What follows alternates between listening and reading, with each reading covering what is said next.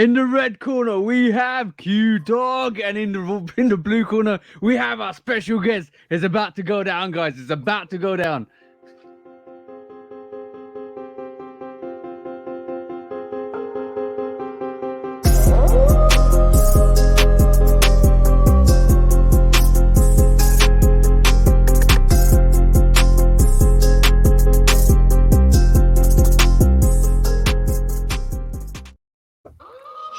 Hey, episode 38 on deck, guys. Yeah. Where's up, bro? Where's up? Another week. 30. You know what? I did a recount the other day. 9 months, bro. 9 months worth of recording. Yeah. It feels like episode 1 was just yesterday, bro. How are we on episode 38? That's really only because of the breaks we've taken in between recordings. You know, some necessary, some unexpected. But I think we only had like two weekends where we didn't do it. But 38 recordings, bro. That's every week. That's still 9 months. If you calculate that, that's ridiculous. It's really more than that. It's really more than that with the lives, you know, the sneaker release lives and whatnot. So yeah, we working, man. We work. Yo, Q, what you got me wrapped up in, bro? I ain't got you wrapped up in nothing, bro. You know how it is with ideas, right?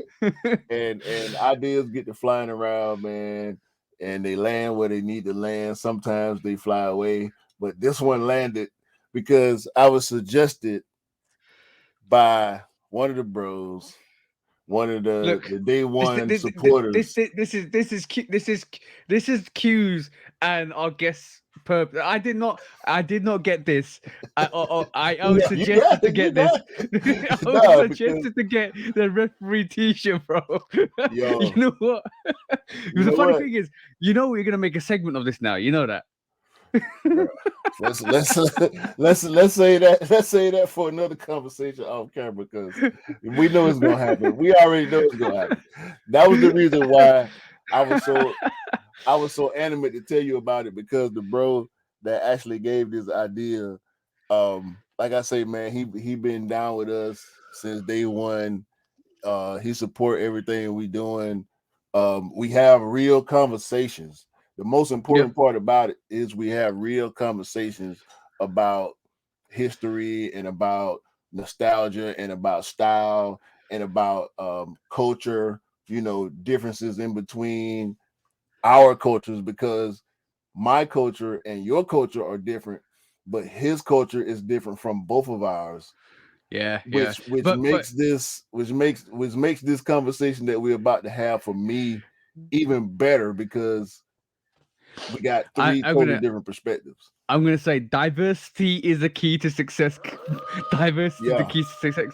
Because let's just say when we say we're international, in terms of the people we talk to, people we know, we are international. Let's just say that it's not segregated to just one region of the world. It is everywhere.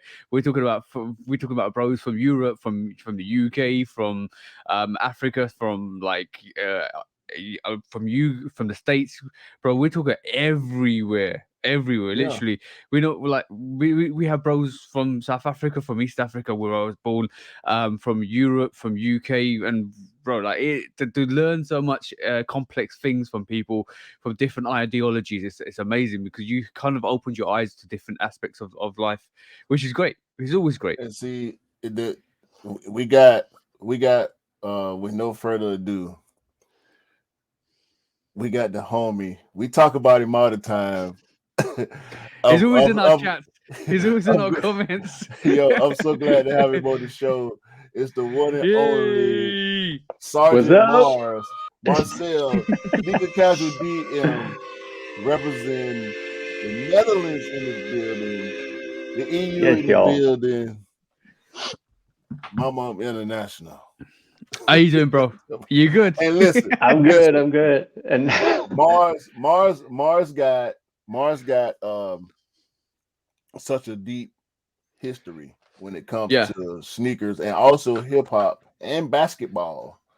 And those are my three passions, which is why me and Mars clicked so well on different levels. You know what I'm saying? So man, Let's what's going on, Mars? I'm fine. I'm doing well. So, and just to be the first non-English speaker, I think on your podcast is a big honor. are you the Oh, first non-English speaker? I I think think so. E was. I Well, think E yeah, was E two, maybe. Yeah, E well, two, yeah. He lived in the U.S. and he lived in England, so that doesn't count. He's almost he's from the United Kingdom states. United Kingdom states. I like Yo, that. man, what you spent time in the U.S. too, right? No, I've never been in the U.S. My sister and my brother-in-law lived in Andover, Okay. Massachusetts, for 3 years when he worked for Philips there. So, but I've been following American sports and culture and uh, almost all my life. So that's how I got involved in that. Yeah, Bro, because you know so much about U.S. culture, I just assumed that you had spent time or lived or in the U.S., bro. Q's out here giving green cards to just to fellow Yeah, people, fellow no, for sneakers. sure, bro. You get a green card. You For get a sure, green nah, card. nah. I ain't leaving. If I'm between Mars and the border, he getting in. You know what I'm saying? Because the conversations that we have, sometimes you feel like you're talking to somebody that was born and raised in the U.S. when I'm talking to Mars. You know what I mean? Yeah. Yeah, but I think it's because the Netherlands is so American orientated that lots of people pick up lots of things from the US. We can get almost everything that you can get in the US over here. We can follow everything that you have in the US nowadays. I mean, in the early days, it was much more difficult because we didn't have the internet. And Yeah. not implying that I'm old, but Yeah. I'm You had to 24. rely on you had to you had to rely on late night sports or late night to catch up with any American football and American basketball, NBA, and all that stuff was Yeah, late night. And that's that we're talking about the 90s, 90s to 2000s, even to early 2000s was difficult until everything was more populated on the internet, so you can actually catch it, read it, learn about it more and more. So it was more of a specialist thing if you were back in the 90s.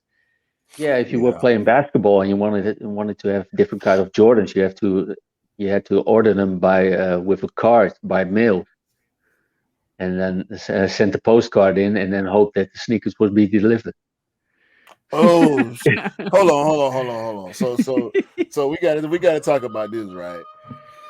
Because I can remember a kid, and I'm pretty sure it was similar in the UK, where when you looking at, because they give us commercials, they feeding us commercials all day. I remember watching when I was like 10, 11 years old, watching all the new GI Joe toys that's about to come out on the commercial, and they got this PO box number and order this, and you could send them a postcard, and they'll send you back a catalog and all this type of stuff. Exactly.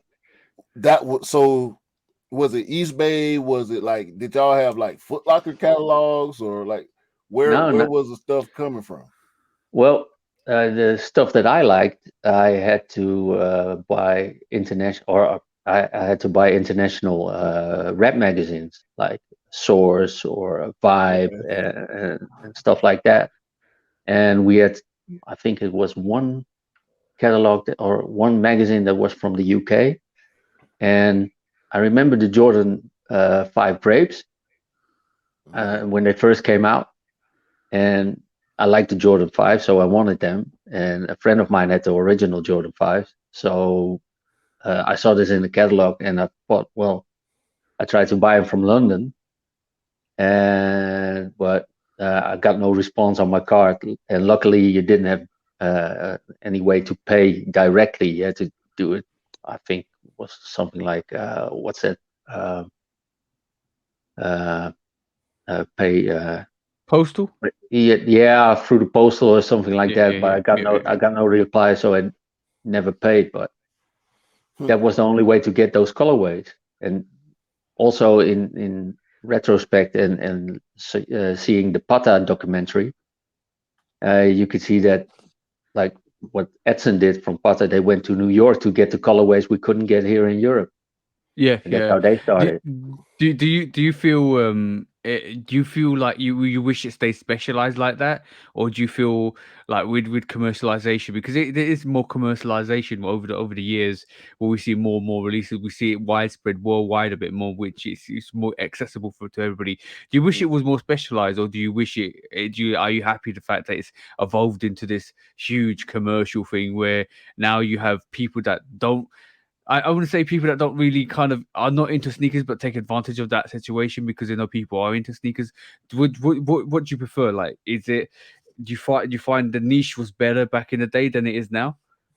Well, maybe in that particular in that way it was better, but I rather have how it is now that I can mostly get what I want if I see Yeah. it.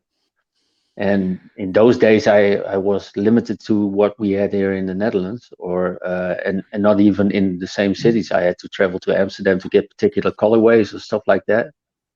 And sometimes you didn't even know a colorway existed. Hmm.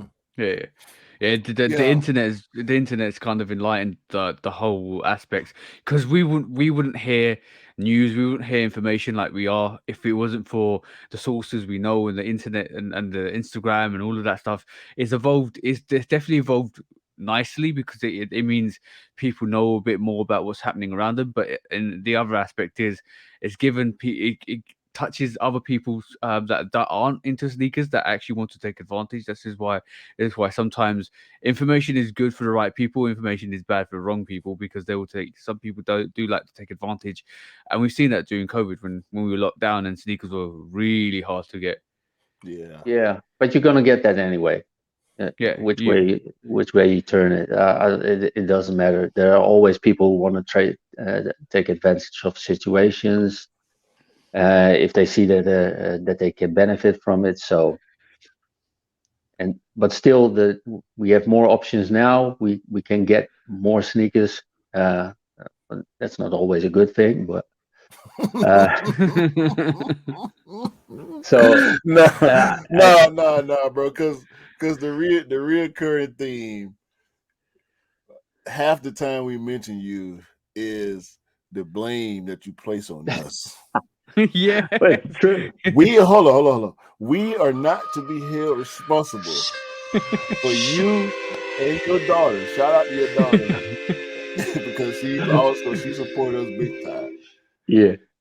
We are not. Me and TJ are not to be held responsible for y'all's Jordan escapades. Okay. Yo, yo. Um, I'm gonna, Marcel, you're getting this yellow card for blaming us Already, already. we just started. No, this has been a long time coming. This been a long time coming, bro. Oh, you guys planned this. I've been set up. So we gonna give you your yellow card in person. We don't want to give Okay. it to you while you're not on camera. Okay. You know what I'm Okay. saying? We want to give it to you that respectfully, wholeheartedly, because the blame is not appreciated. Okay, the love is appreciated, but the blame not so much. I wasn't mad about the fact that you put me up to buying all these Jordans. So Nah, bro, it's a premium sneaker, I bro. mean, it's true. Well, yeah. What can I say? It's a so premium sneaker. what was the first, I was what was the first Jordan that you purchased on recommendation? Or you saw, because I know. Okay, so let's actually go back. What was your sneaker experience before you even knew me and Q? Uh, well, I've been a sneakerhead or in love with sneakers, I think, from '83 on. Whew. So that's '83. I think it was '83 when I got my. I had sneakers before, but they were just shoes, and Right. nobody was wearing sneakers now like they're wearing them nowadays. Um, and I remember that well, my stepdad had a car dealership, and he bought all the sneakers all the time, and we had the same size. But he didn't try them on. So if they didn't fit well, he would give them to me. So I would get a lot. Well, I think it were more tennis shoes, New Balances, Adidas, or like we have to say, Adidas. Um, I just work. Adidas. I'm tweaking your pronunciation of Adidas. So Adidas. yeah, and I remember, I think it was '83. I got my first Nikes, and I not really sure which basketball shoe it was. It was just a plain white Nike with a blue swoosh, and could have been a blazer, but I'm not really sure. And I thought, well, okay, they're nice. And I was going to school with them. I said, okay. And people were asking me, what brand is that? Because Nike wasn't a thing here. I Right. mean, Yeah, if yeah, you yeah. if you wanted to wear any sneaker at all, then you had to have Adidas. Let's just be honest. Until Jordan ran with the torch for Nike. Nike weren't the biggest brand. They were No. probably they're probably second or third. No, probably second or third. They were the New Balance Yeah, of the 85. Yeah. Let's just say, Yeah. yeah, but Like that's one thing about when you went all the way back to 83, that kind of just eliminates the Nike presence as we know it. And like as I know it. When I first became aware of, let's just call it the power of sneakers as yeah, a yeah, as a youth, it was already Nike. yeah. You talking about 10 years before that. Yep. yeah, Let's just be honest. Like in 1983, sneakers weren't as renownedly known as they are. There's more publicity. Even though I said they're more like New Balance as we speak in 1983, they're not, because it was, you didn't know a sneaker. We know a lot of people know New Balance for New Balance and all the collaborations, because it's all more commercialized. There's more information out there. We're talking about take New Balance as the third tier without the information that we got in the news and the collaborations and the design aspects, and we learn more through social media. Take that all away, and then that was Nike. And you if you came across a Nike swoosh, you didn't really know what it was, and that's what Marcel was trying to say. So imagine that situation. So how does it feel? This is a really complex situation because the battle's about to begin now. So how do you feel? How do you feel with a great crumbling empire that we call Adidas over the years and the rise of Nike? Because you've been through that stage. Yeah. yeah. Well, Adidas was almost gone because they had to sell the company. I think it was somewhere in the '90s that everything went wrong for them, and they had to sell them to, I think it was a French company that bought them then, and they were already going downhill. Mm. So I'm not really sure when the revival came, but I think it was in most parts of Originals and Boost Yeah, yeah, that they climbed back up. But yeah, yeah. well, Adidas was in a big slump in the '90s. So Yeah, we saw that transitional switch where, and when we say the stars align, that the stars do really align. And if you don't believe in destiny, you just look at Michael Jordan, because like the fact that he came on board, he pushed the brand, he pushed the NBA scene, and then that coincided in the '90s with Adidas having all their troubles and problems, and like it's well, almost like Nike over here wasn't like wasn't with the Jordans. Nike yeah, started becoming big here with the Air Max One, yeah, exactly, and exactly. That. and I was and about to say that as well. yeah. I mean, like So what was it the UK we know love Air Max? Was it that big, or was it just okay, now Nike got something that No, the it other was brands huge. don't?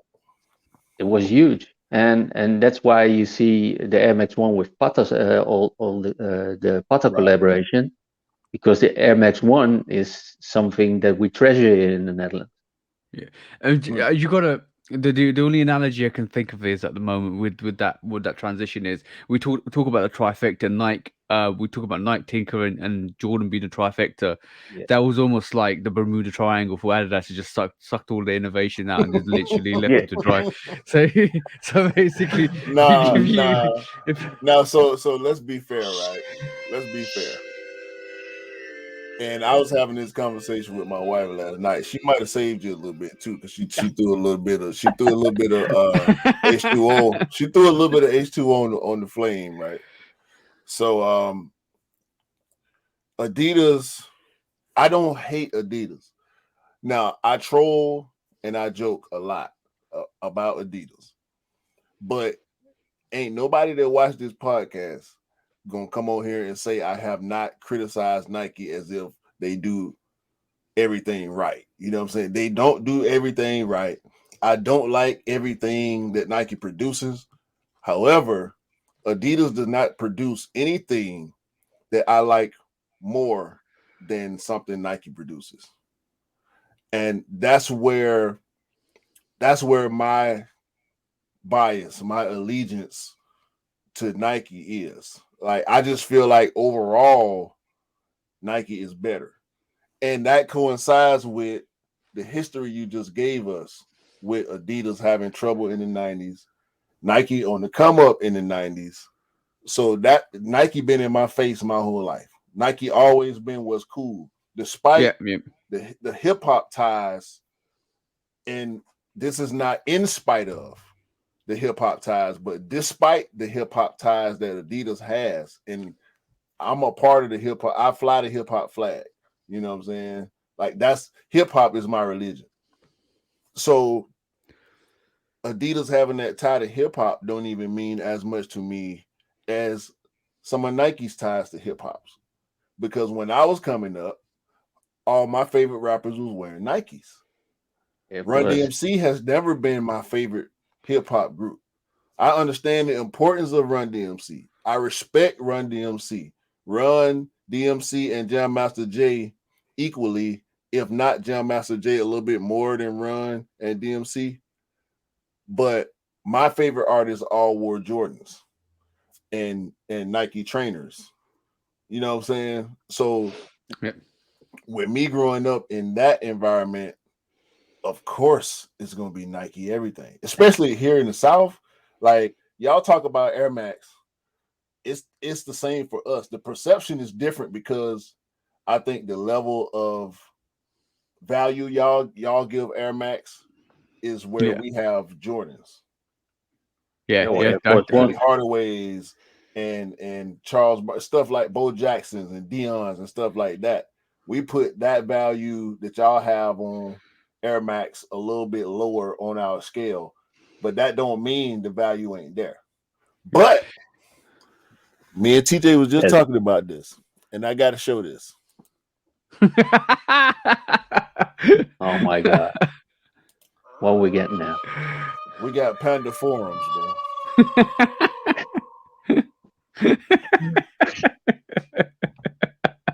Panda forums on Oh deck. my God. No more pandas, please. Save the pandas.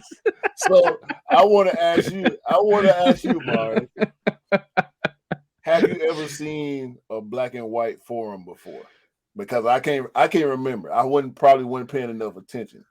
I wouldn't say a forum, but I mean, again, looking back at the 80s, these were the standard colorways that you Right. had.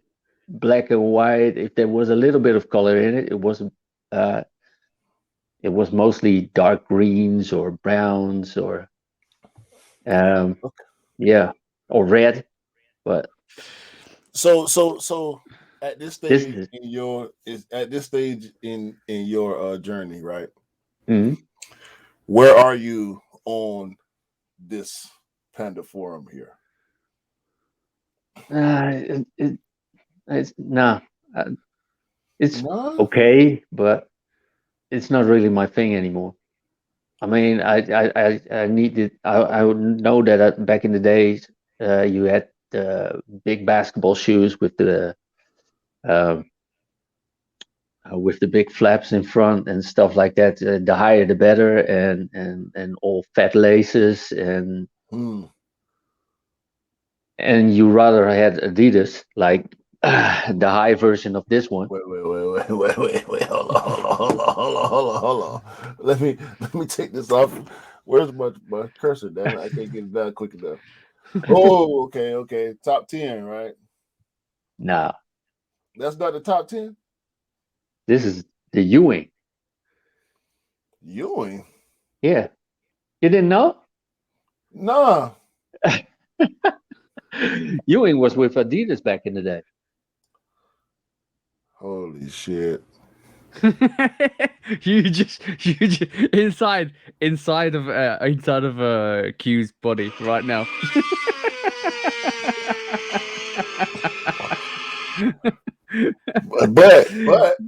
But I did not know that, and I appreciate you bringing the facts and the knowledge to the people, right? Because I didn't know that. However, we also know that Patrick Ewing went on to create his own brand. I played in them when they Yeah, first came out. bro. Where my Ewings at? I gotta pull them out. I ain't never pulled this a pair. I ain't never pulled out on the show. I mentioned them. I mentioned them before. Yeah. But shout out to Ewing, bro, because Yep. they bring the OG packaging. Exactly. I bought this shoe in 2000. I want to say 16. I bought this pair in 2016. This is Then the they were same already box. retroing. Yeah, this is the same box that I. No, Ewing ain't got no new silhouettes. All he No, do he doesn't. he does. No, he doesn't. No, he you doesn't. just re-retros. Yeah. You just re-retros, Yeah. bro.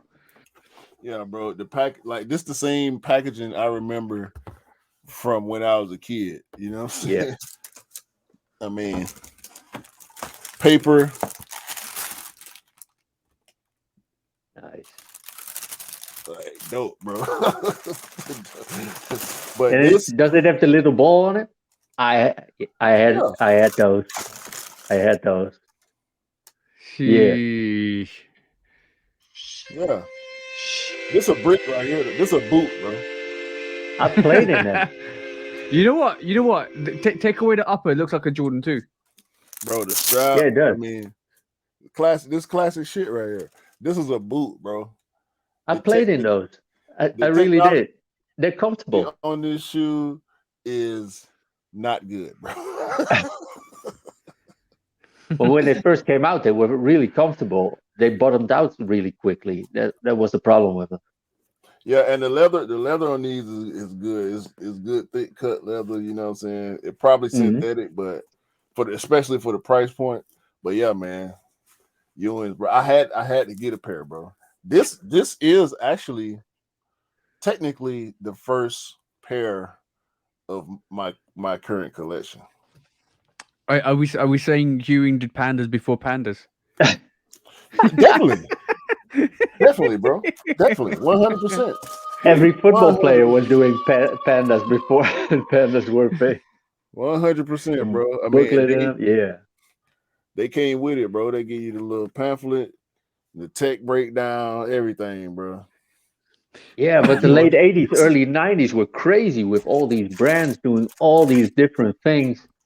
And you had BK and you had Troop. Troop was in the hip hop scene, was a big thing. Oh, true. Yep. Wait a minute. We ain't never talked about Troop. We ain't never talked about Troop in the podcast. Most But people then probably don't even remember Troop like that. Elise. that's a Sonic with their Troop suits and trainers, and they had it Yes, sir. all. So everybody wanted to have, everybody who was into underground hip hop in the Netherlands wanted to have a pair of Troops. And the company, we had Profoot, that was a big chain. Later, Foot Locker bought them, and but that was the chain that was all around in the Netherlands, and they had, I think, 4 or 5 different types of Troop sneakers, and well, everybody in the hip hop scene wore them. Yeah, man. I remember having a pair of troops. I felt like I was doing a little something back in the day. Hey,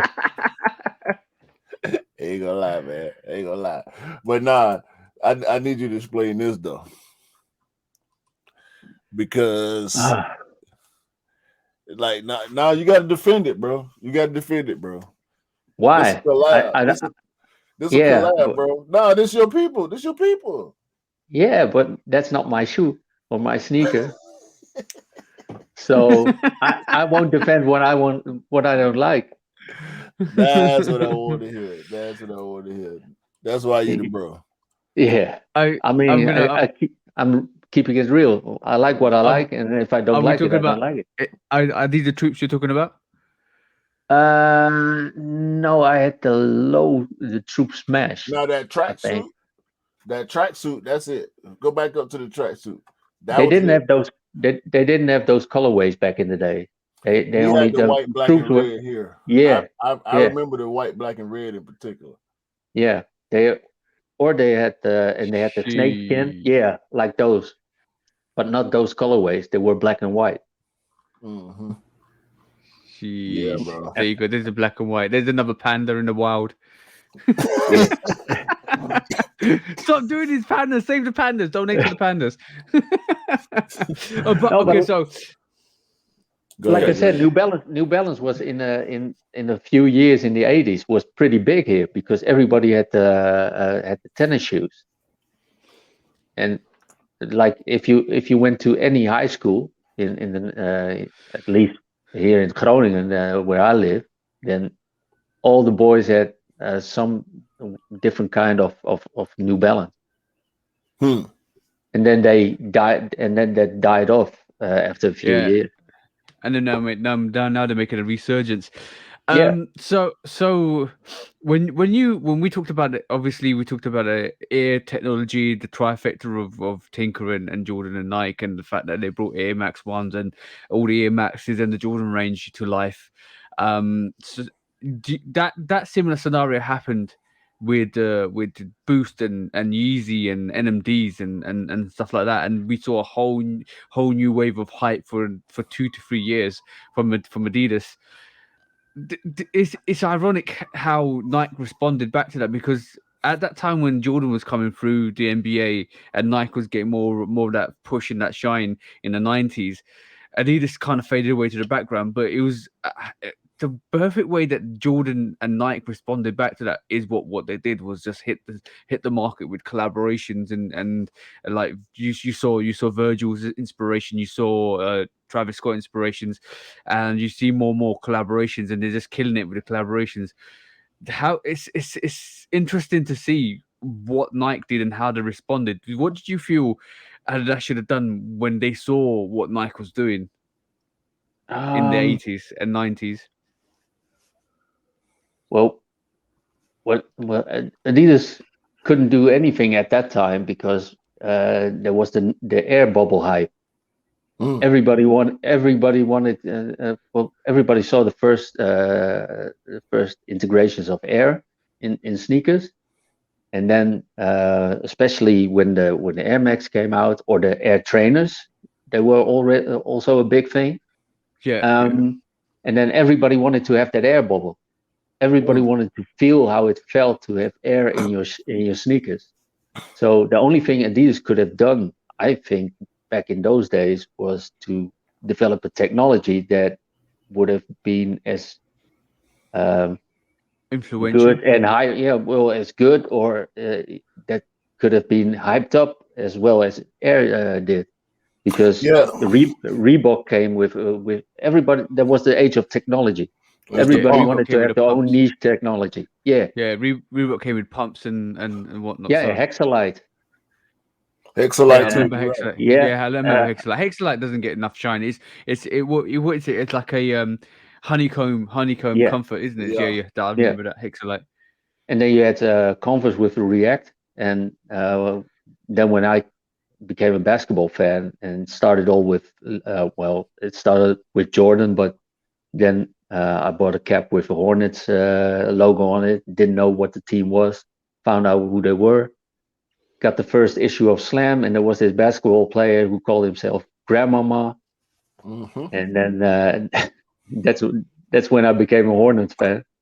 Larry And Johnson. and Larry Johnson had the React. Yep.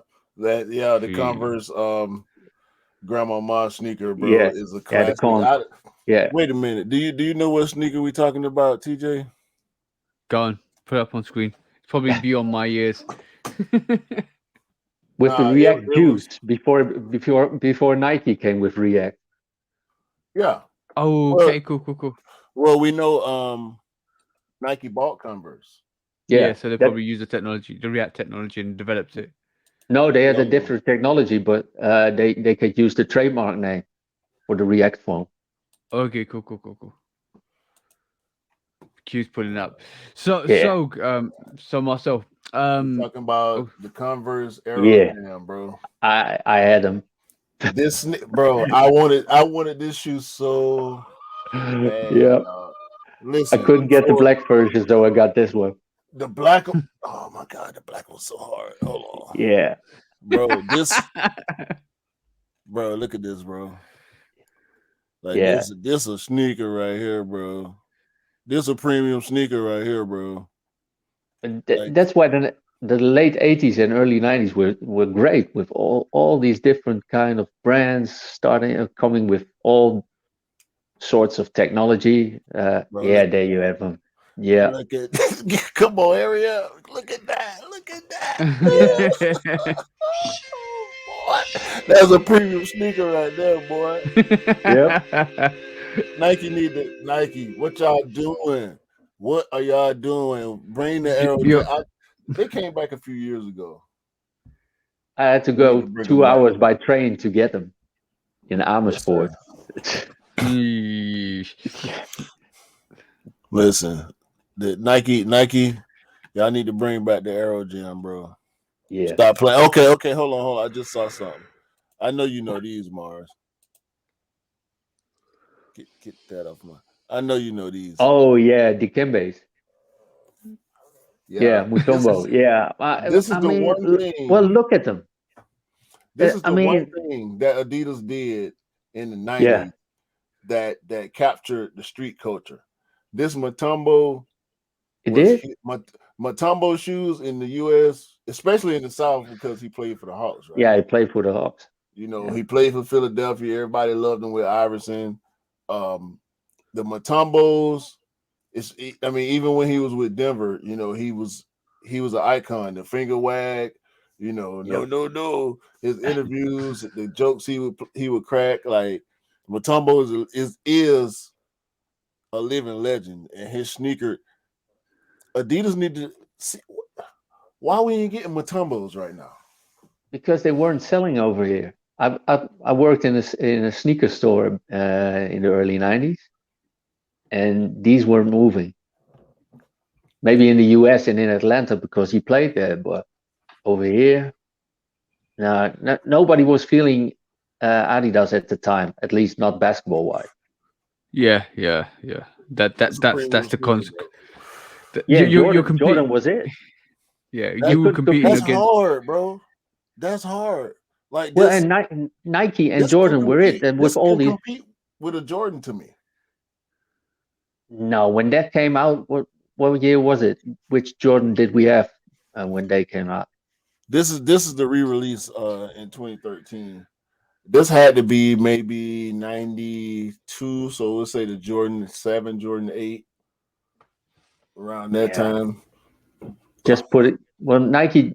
The only thing Nike had to do in those days when they really became big is just put air on it, and everybody wanted it. Air in them back then. We Yeah, know that.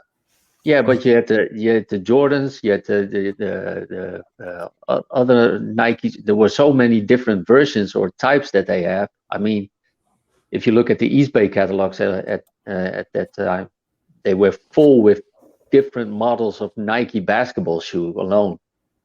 It was crazy. Air Max 2, the Air Max. Then they came with Triax and Yep. It was a lot. It was a lot, bro. Yeah. It has always been a lot. That's why I feel like with Adidas, and I know why I've made this point a few episodes in a row. Adidas don't have the silhouettes in general, I think, to compete with Nike. But this right here, this Matumbo, bro, I feel like that should be out here. I feel like they have silhouettes. They have gems. They have Q, Q, things Q, I'm that gonna they call can Big reach Cap. back. I'm gonna call No, Big bro. Cap. I'm gonna No, call Big bro. Cap. Are you gonna if they release if Adidas released that, would you buy it? Nah, I wouldn't. Big Cap, Big Cap. This is why. This No, is It's why but I'm saying it's Big it's a Cap. but they premium sneaker though, bro. It's a no, premium sneaker. but they do have the silhouette, and that's why I'm here because you say Adidas they don't have the silhouettes, but they have plenty of silhouettes. Only they're not mainstream in the US You talking Yeah, about yeah. because trail over That here fours, we have the forearms? casual culture. No, you have Sambas, you have Beckenbauers, What is that? you have the Forest Hills. See, those are all 70 and you, 80s tennis shoes, trainers, handball shoes. Uh, unfortunately, where you find Q is the sneakers that Marcel's actually telling us are equivalent to air trainers in terms of what they do as in the scene. But unfortunately, what it is not a lot of people. There's no demand or need for them, and when they if they do release, they will just sit. And this is why I think Adidas are scared to not scared anymore, more or less are wary about these releases because they don't want to see a release on these and them just sitting because they won't do the numbers that they expected to do. well, Do they them pretty much sell limited. out. If you got the what was the last one, the CP with the CP company collab that sold out in a minute. So, uh, But but was it it a big release or was it just a more of a general was it a big release or limited? no, And it was on confirmed. yeah, So, and I think if you look at a lot of those silhouettes that I'm talking about, they're available all year long in big numbers. So, yep, yep. um, You but talking that's about this? yeah, sneakers like that. Yeah, that's what a lot of casuals buy, stuff like that. Okay. You got the whole Special series. Right. Now I know Spezials Yep, yep. within the Adidas collectors. Spezials is one of the big models. A lot of the ZX models that Yeah, they don't get talked about. That's the thing. that's Like it. That's the thing. they Exactly. don't get talked about like a Alma Mater or a Travis Scott Jordan or any collab, any like we got Air Max bro. Hold Is that more down to marketing? But on. I think they know they don't have to market it because these are like the Special, but standard they're more shoes. special. But they're more Yeah, specialized, aren't they? They're more yeah, specialized shoes. yeah. Maybe it's more of a niche. Like we don't see Spezials on sneaker news like we see this Familiar collection, this La Yeah, Familia Yeah. collection from Nike. Like this, it's the Air Force One, bro. But when Nike do stuff, they rolling it out for real. You know what I'm saying? yeah. even That even even when it's low key, as far as we are concerned, like as sneakerheads, we gonna see everything, right? But Yeah. even in sneakerheaddom, I'm gonna coin that phrase. In Sneakerhead. sneakerheaddom, Sneakerhead them. we don't consider stuff like this to be a big release. Yeah. But Adidas stuff don't even reach this level of That goes under the radar. That's what I'm trying to say. yeah. And like I would say, not a lot of people look out for air trainer ones and stuff like that. But if you interested in it, you look for it, you'll find it. And you even if you don't look for it, you still find it. And that's the difference between the specials or the air between the air specials and air trainers because I don't hear any of that information ever about any of the Adidas silhouettes, because it just No. goes under the radar unless you are into the sneakers, and it's not mainstream enough for a lot of people. Unless you're Yeah. interested in the sneakers, then you'll find them. So this is what the reach is not there for some of these silhouettes. This is what I'm saying. Is the marketing bad? And then it's okay. It's okay when you say it doesn't need to be marketed, but in about 10 to 15 to 20 years it will need that marketing, because basically the new sneakerheads won't know what silhouette they're talking about, or they won't know, they will probably know it from a person that they've seen before, but they won't know it as a mainstream sneaker. That's is why I said, is it marketing? Because basically start teaching people as sneakerheads that there is other silhouettes, because there's a big misconception here, and this misconception is for more mainstream sneakerheads, that they Adidas don't have silhouettes. We know they've got ZXs. We know they've got all the No, we variety of don't. sneakers, shell toes. Well, No, we we like don't. if you're a sneakerhead, you know, and especially if you Nah. live in Europe, you see it. But If you live in Europe, yeah, that yeah. because my Bro, they've got gazelles. They've got a Yeah. lot of Oh, silhouettes. well, there you got one, gazelles. I mean, Yeah, there are so many different types of gazelles that you can get, but I yeah, think it's also because the casual culture is a pretty closed culture, although yeah. it's pretty big. But and that uh, you get into those sneakers when you get into the culture, and not mostly not before. So Yeah, so we and talk about a whole different segment of sneaker culture. We talk about a yeah. different faction of sneaker culture when you talk about the casual culture, Hmm. because I've never heard this phrase before.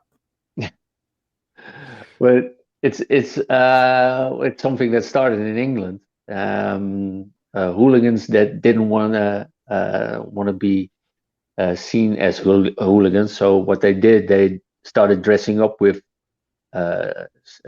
high-end sneakers, high-end brands of clothing, so that they didn't look like the regular hooligan at the time, and I'm and I'm and I'm and gonna the police wouldn't notice them, and then they could do their thing, and that became a whole scene. yeah. People Let's tried just to get more expensive stuff and just to outdress each other. That's how crazy it got. yeah. Hmm. So let's just say the sneaker culture we're living in at the moment is more basketball culture. Like, and Yeah. the reason why I say that, it's because most of the silhouettes that are hype, most of the silhouettes that we looked at, most of the silhouettes that we pick up is all basketball orientated. When you look at the sneaker culture, that's a whole new division. I mean, casual culture, that's a whole new division. Hmm. Within the sneaker culture, there's boundaries where you've got the basketball culture, you've got the NFL culture, you probably even got the tennis culture, which is different as well. But then within that, you've got casual culture, and then that goes with anybody that doesn't. This is that culture hasn't got mainstream as we see, because this is where, like Marcel's saying, you find these unique silhouettes that Adidas just basically don't need to promote. Yeah. Hmm. Because So everybody, do they we promote? even got a whole book for it, how to dress. and Yeah. and at one time, well, nowadays, I mean, like Stone Island is like, if you have a Stone Island jacket, then you need some Adidas sneakers and a certain kind of jeans, certain kind of cap, um, and that's a uniform. That's how Okay. later on people could recognize that, oh, he's a hooligan as well. So TJ, you know what? He's right. Him and Yeah. his daughter are correct. We have influenced them to seeing our side of the sneaker culture. That's what it Yeah, yeah, is. Yeah.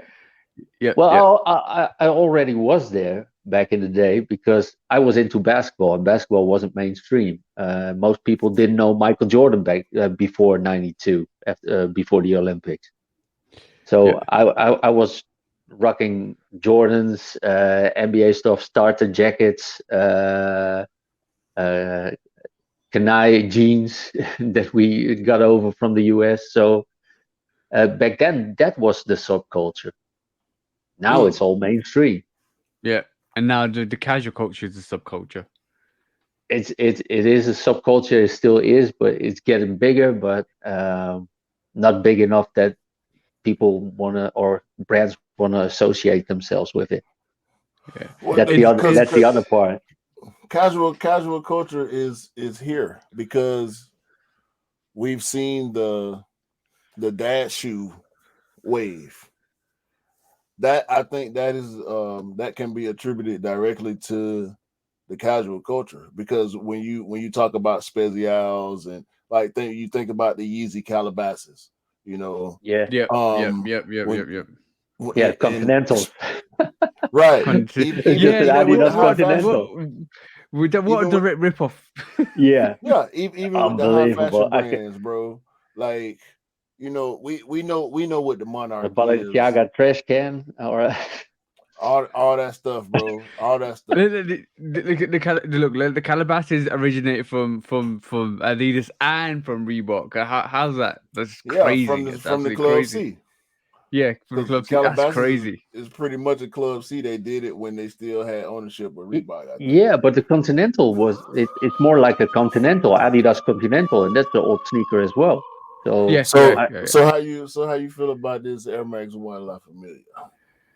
Somos familiar. Isn't that one uh, with the glow in the dark soul? I believe so. Yeah, that's it. yeah. I saw a picture. Yeah, it's got glow in the dark soul to it as well. No, it's not for me. I mean, No, I'm Dutch, and orange is one of the colors, but I like no. this. It's not for me. I can't say it's not for me, but it would. I feel like it would be cool to have. This is dope. Yeah, I Like mean this. the details are great, but uh, just to buy a sneaker to have in a glass case. Wait, you wouldn't put that on foot?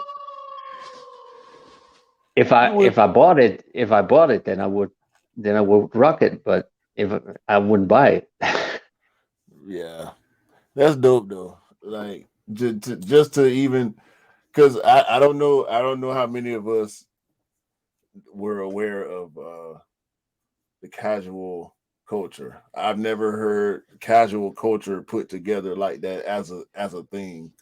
It helps me understand. Also, along with the history of your upbringing with sneakers, it helped me understand what your perspective is versus mine. And that's why there is this fundamental. It's not even really a difference because you paid attention to hip hop and basketball culture just like I did.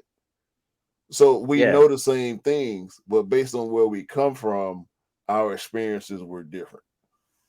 exactly. Yeah.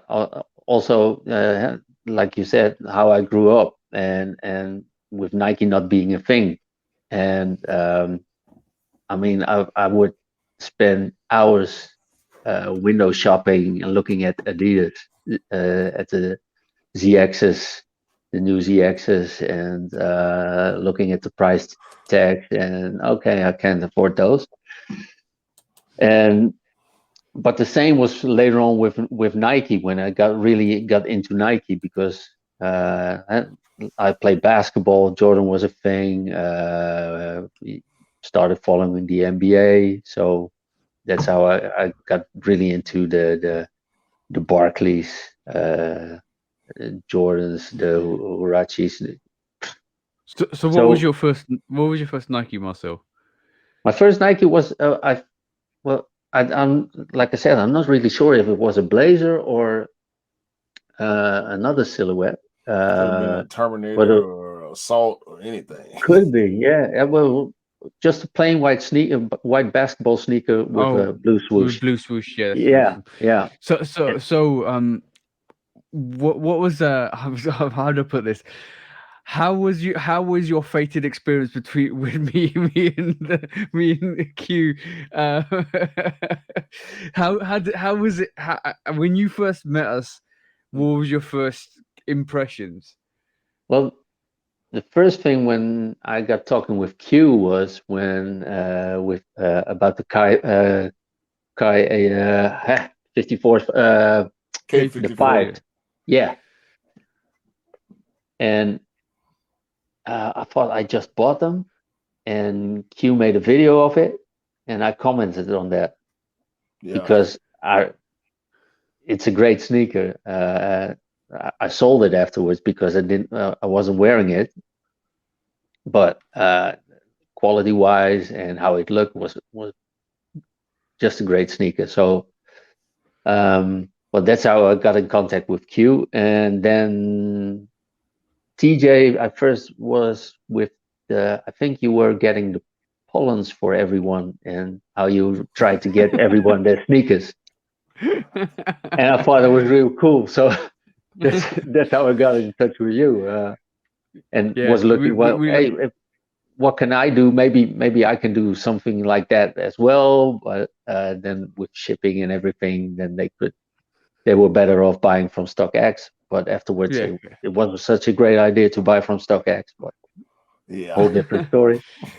Well, we might get into that at the end, but so what was your first? Because what was the culture in terms of Jordans before you first, in terms of before you got to know us? Because there's a lot of differences from what you do now in terms of sneakers you pick up now to what you were doing before. So Yeah. what was the regular, what was the Jordans? What's the market in Amsterdam like, um, Well, pre-COVID? I think, well, you have to separate Amsterdam from the rest of the Netherlands. And I mean, as a FC Groningen football fan, I'm not really allowed to talk about Amsterdam, but but as a as somebody who's been into hip hop from the 80s on, and being a lot in Amsterdam with friends, um, that it's a different culture. Amsterdam is always a little bit different from the rest of the Netherlands. Mm. Through internet, it's getting more close, but I think the Jordan culture was big a long time there, and in my experience, it started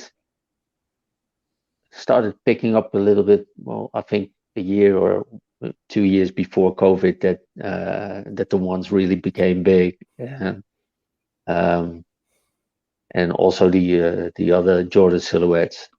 Yeah, But I remembered the silhouette that did it, and it was the Obsidian ones. That's the sneaker that triggered everybody. Did like a week before the Gym Reds came out, the people picking them up, they were going out on, they were literally selling out. Because before then Jordans were okay, and then all of a sudden the Obsidian one, that release had everybody in a panic and in a situation, and then it just went mental from there. Jordan ones just went crazy. That was a catalyst. That was a catalyst. I think one thing that also was a big thing in that whole come up of Jordans was StockX, and Yep. not in a positive way, because then people started to see what sneakers could be worth. Yeah, but it Mhm. gave it went from the underground, your local Yeah, reseller scene to worldwide. Here you go. Welcome to the stock of sneakers where you can invest and get money. exactly. And Yeah, that man. just changed the dynamics. Hmm. Massively changed the dynamics. So you were talking. I think wasn't it until recently you got a Jordan One high, and because before then you were getting mids, weren't you? I had two pairs of mids. I didn't have. I never even had a Jordan 1 before, and then I saw one pair, and I thought, oh, okay, I'm gonna try them, and I order them, and then send them back. And then I got them, tried them on, and they didn't leave my feet. So, What was that? What was that Jordan One, bro? oh, where I got what? 1 minute. Yeah, yeah. That's crazy. He said he That is got him, crazy. and He they got him. He got him to return. Marcel got him to return, and all of a sudden, they just landed on his feet and did not remove from his feet. Ah, This was the one Okay, that did it. Jim Red mids. Yeah, Yep. Jim Red mids. Yeah, so you got the I didn't Jim like the Reds. colorway. I didn't like the colorway when I ordered them, but I just wanted to try them on. And then when I had them on, I said, "Oh, these are actually pretty nice." You know what? Oh, You know what the crazy thing is, bro? Like we were talking about highs, and Marcel was in the comments. It's like, oh, Jordan One mids are great, and we said, no, Marcel, go and get a Jordan One high. Go and get this Yeah. Jordan One high, and then you'll see the difference. And what happened when you got your first Jordan One high, bro? The quality was was really different from these.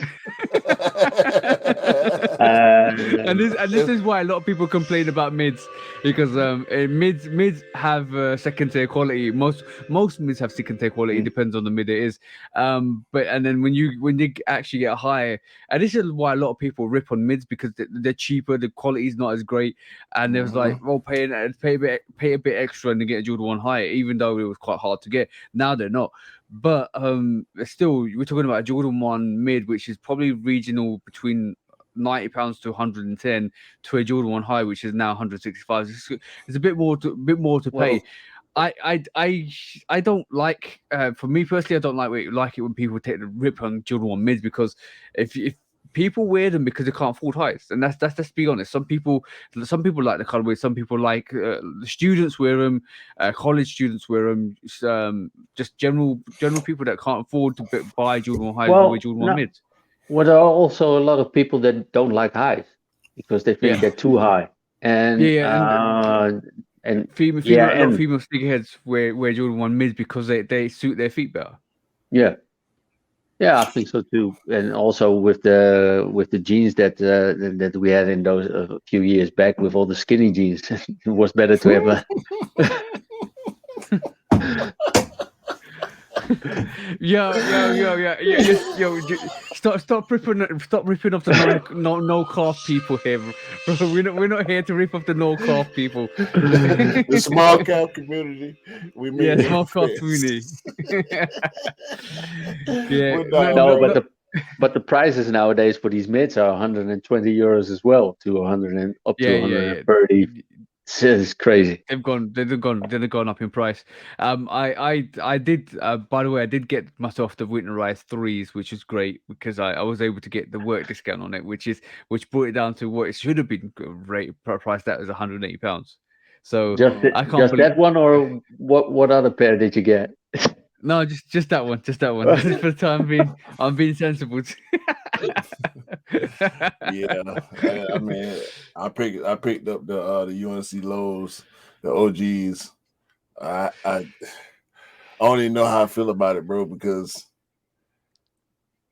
that shoe, it's for some reason it looked better on pictures than I feel about it in hand. I still like Have it. you got it in hand? Yeah, Oh, yeah. okay. So you're not feeling it as in hand as you would. No, bro, for some reason, like I gotta be honest about it. I really like it. I mean, it's dope quality, and it's the OG cut too. I mean, the black liner. I love the white insole. I love everything about it, but something making me feel a little off putting about it. I don't know. It's going back to the store. Refund time. No, Well, I've been thinking about buying a pair of lows for quite a while now, but I'm not really sure about them because listen. uh, This we have to understand the mm, difference between this low and other lows. It's like the same difference between a The high mid and and a a high. mid. Yep. This OG, if it OG, don't OG say one. OG in the title, if it don't say OG on the box, it is not the low that you'll see most of the time. mhm. Like this actually got the letters OG in the title. If it don't have OG in the title, it's a mid quality. Yep. If it's got OG Yep. in the title, it's high quality. That's the The neutral one, the neutral Jordan One neutral low, gray. neutral grade Jordan One low is one of the best quality sneakers I've touched in a Bruh. long while. That is Yeah. that the quality and the suede on that is absolutely mental. Marcel, if you do have a chance to get in hand one day, you need to see that in hand. It will change your life. It'll open up doors that you never thought were open before. I'm not even Well, joking. I was thinking about a pair of lows to take to put on to football, but it, that's not. Wait, wait, No, wait. You talking about you, going to a game or playing football? Yeah, that's why I think that the silhouettes that I was talking about in casual culture yeah, yeah. are most of the time lows. You can't wear a Jordan high to a No, no, football no, match no, because Why if no. not? if if if something if something starts there, uh, they're not really fighting shoes. Let's say it like that. Okay, okay. Yeah, Okay. soccer rule. I mean, we call it soccer, but Yeah, that I went even at the Atlanta United games. That's our local team, our yeah, MLS team. They share the stadium with the Atlanta Falcons, which is the NFL franchise. yeah, When I tell you the difference between a Falcons game and an Atlanta United game is like night and day.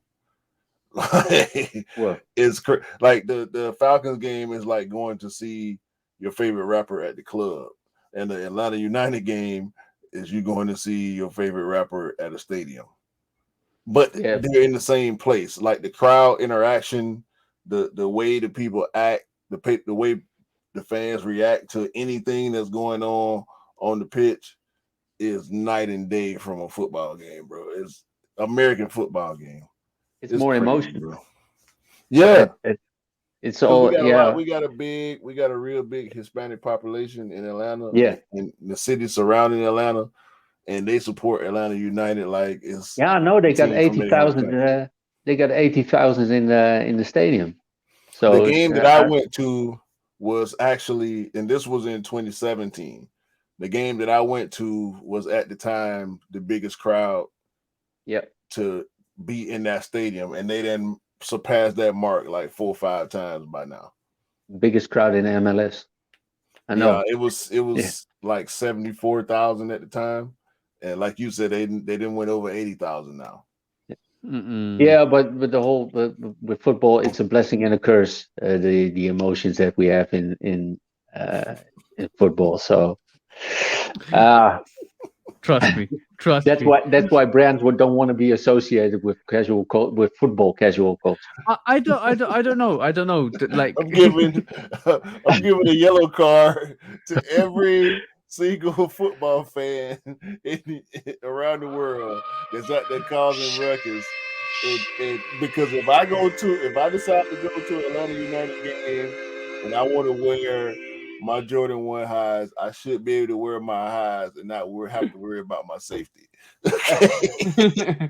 Well, let Mar- yeah. um, let Marcel wear his rebellionaires to the football game Oh no, and not have to no, worry no about. way in hell I'm gonna wear those two again. Uh-uh.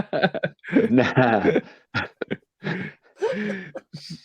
so The, so um so how did your daughter get into sneakers? Now that's a question, bro, because we know you, Marcel. We know we interact with you. I had your daughter message me and ask me about sneakers. I was like, "Who's this?" And I was like, "Oh," and I just noticed that she was connected to you, and she was. I think I clocked that she was your daughter. How did that come about? Let me just say, your daughter's probably more of a sneaker than you are at this moment in time. yeah, she is. She is. Well, uh, with all my kids, I mean, being a sneakerhead, the first thing you do when you get a newborn is get little toddler sneakers. At least I Yeah, did. yeah.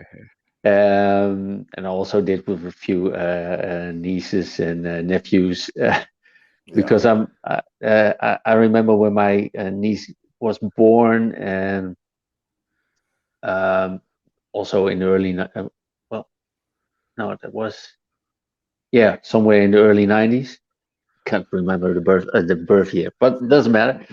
And at Foot Locker they had these cans Jordan cans with little Jordan toddler sneakers in them. Mm. So when I saw that, that was the first thing I thought I got to get this for my newborn niece. So and that's what happened with my two daughters and my son as well. So um, yeah, I think she just picks up on that, and sneakers being as big as they are now. Yeah. So that one and one is two, and dad who's sneaker crazy buys sneakers and looks at sneakers on social media and everything.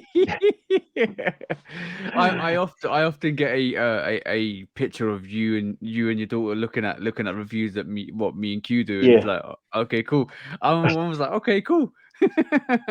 Yeah, yeah, sending each other information like we do in the group and individually with each other on IG. That's just what it is, bro. Like, because my niece, I got a 11-year-old niece, and she like to come in here and open my boxes and whatnot. So I already know I got problems, bro. They ain't got nowhere near the collection. But once they get old enough and get grown, I already know that they're gonna end up just like your daughter. yeah. They be able to That's why afford their she own asked stuff, me you know. for sneakers for her birthday, and yeah, and then if she's a little short on a paycheck for a job that she has, then he says, "Oh, Dad, I want to get these sneakers. Can you sponsor me a bit or stuff like that?" I like the word sponsor. Cannot loan. You can Yeah, Yeah, sponsor me. yeah. I'll get you back in a little while. and that's how they call it here. Can you sponsor me? That's what kids do. what, Yeah, what's nah, what's the sponsor is a bad word in the US for men. Yeah. It's a cuss word. Sponsor is a cuss word. Because sponsor is also when you're kicking a habit, isn't it? When you go to AA, then Nah, you have a sponsor in nah, the these US. yeah, women, yeah. these women, we talking about these women want you to sponsor their lives out here. Oh, you mean like that? Ah, Yeah, sugar daddy. blasphemous, blasphemous.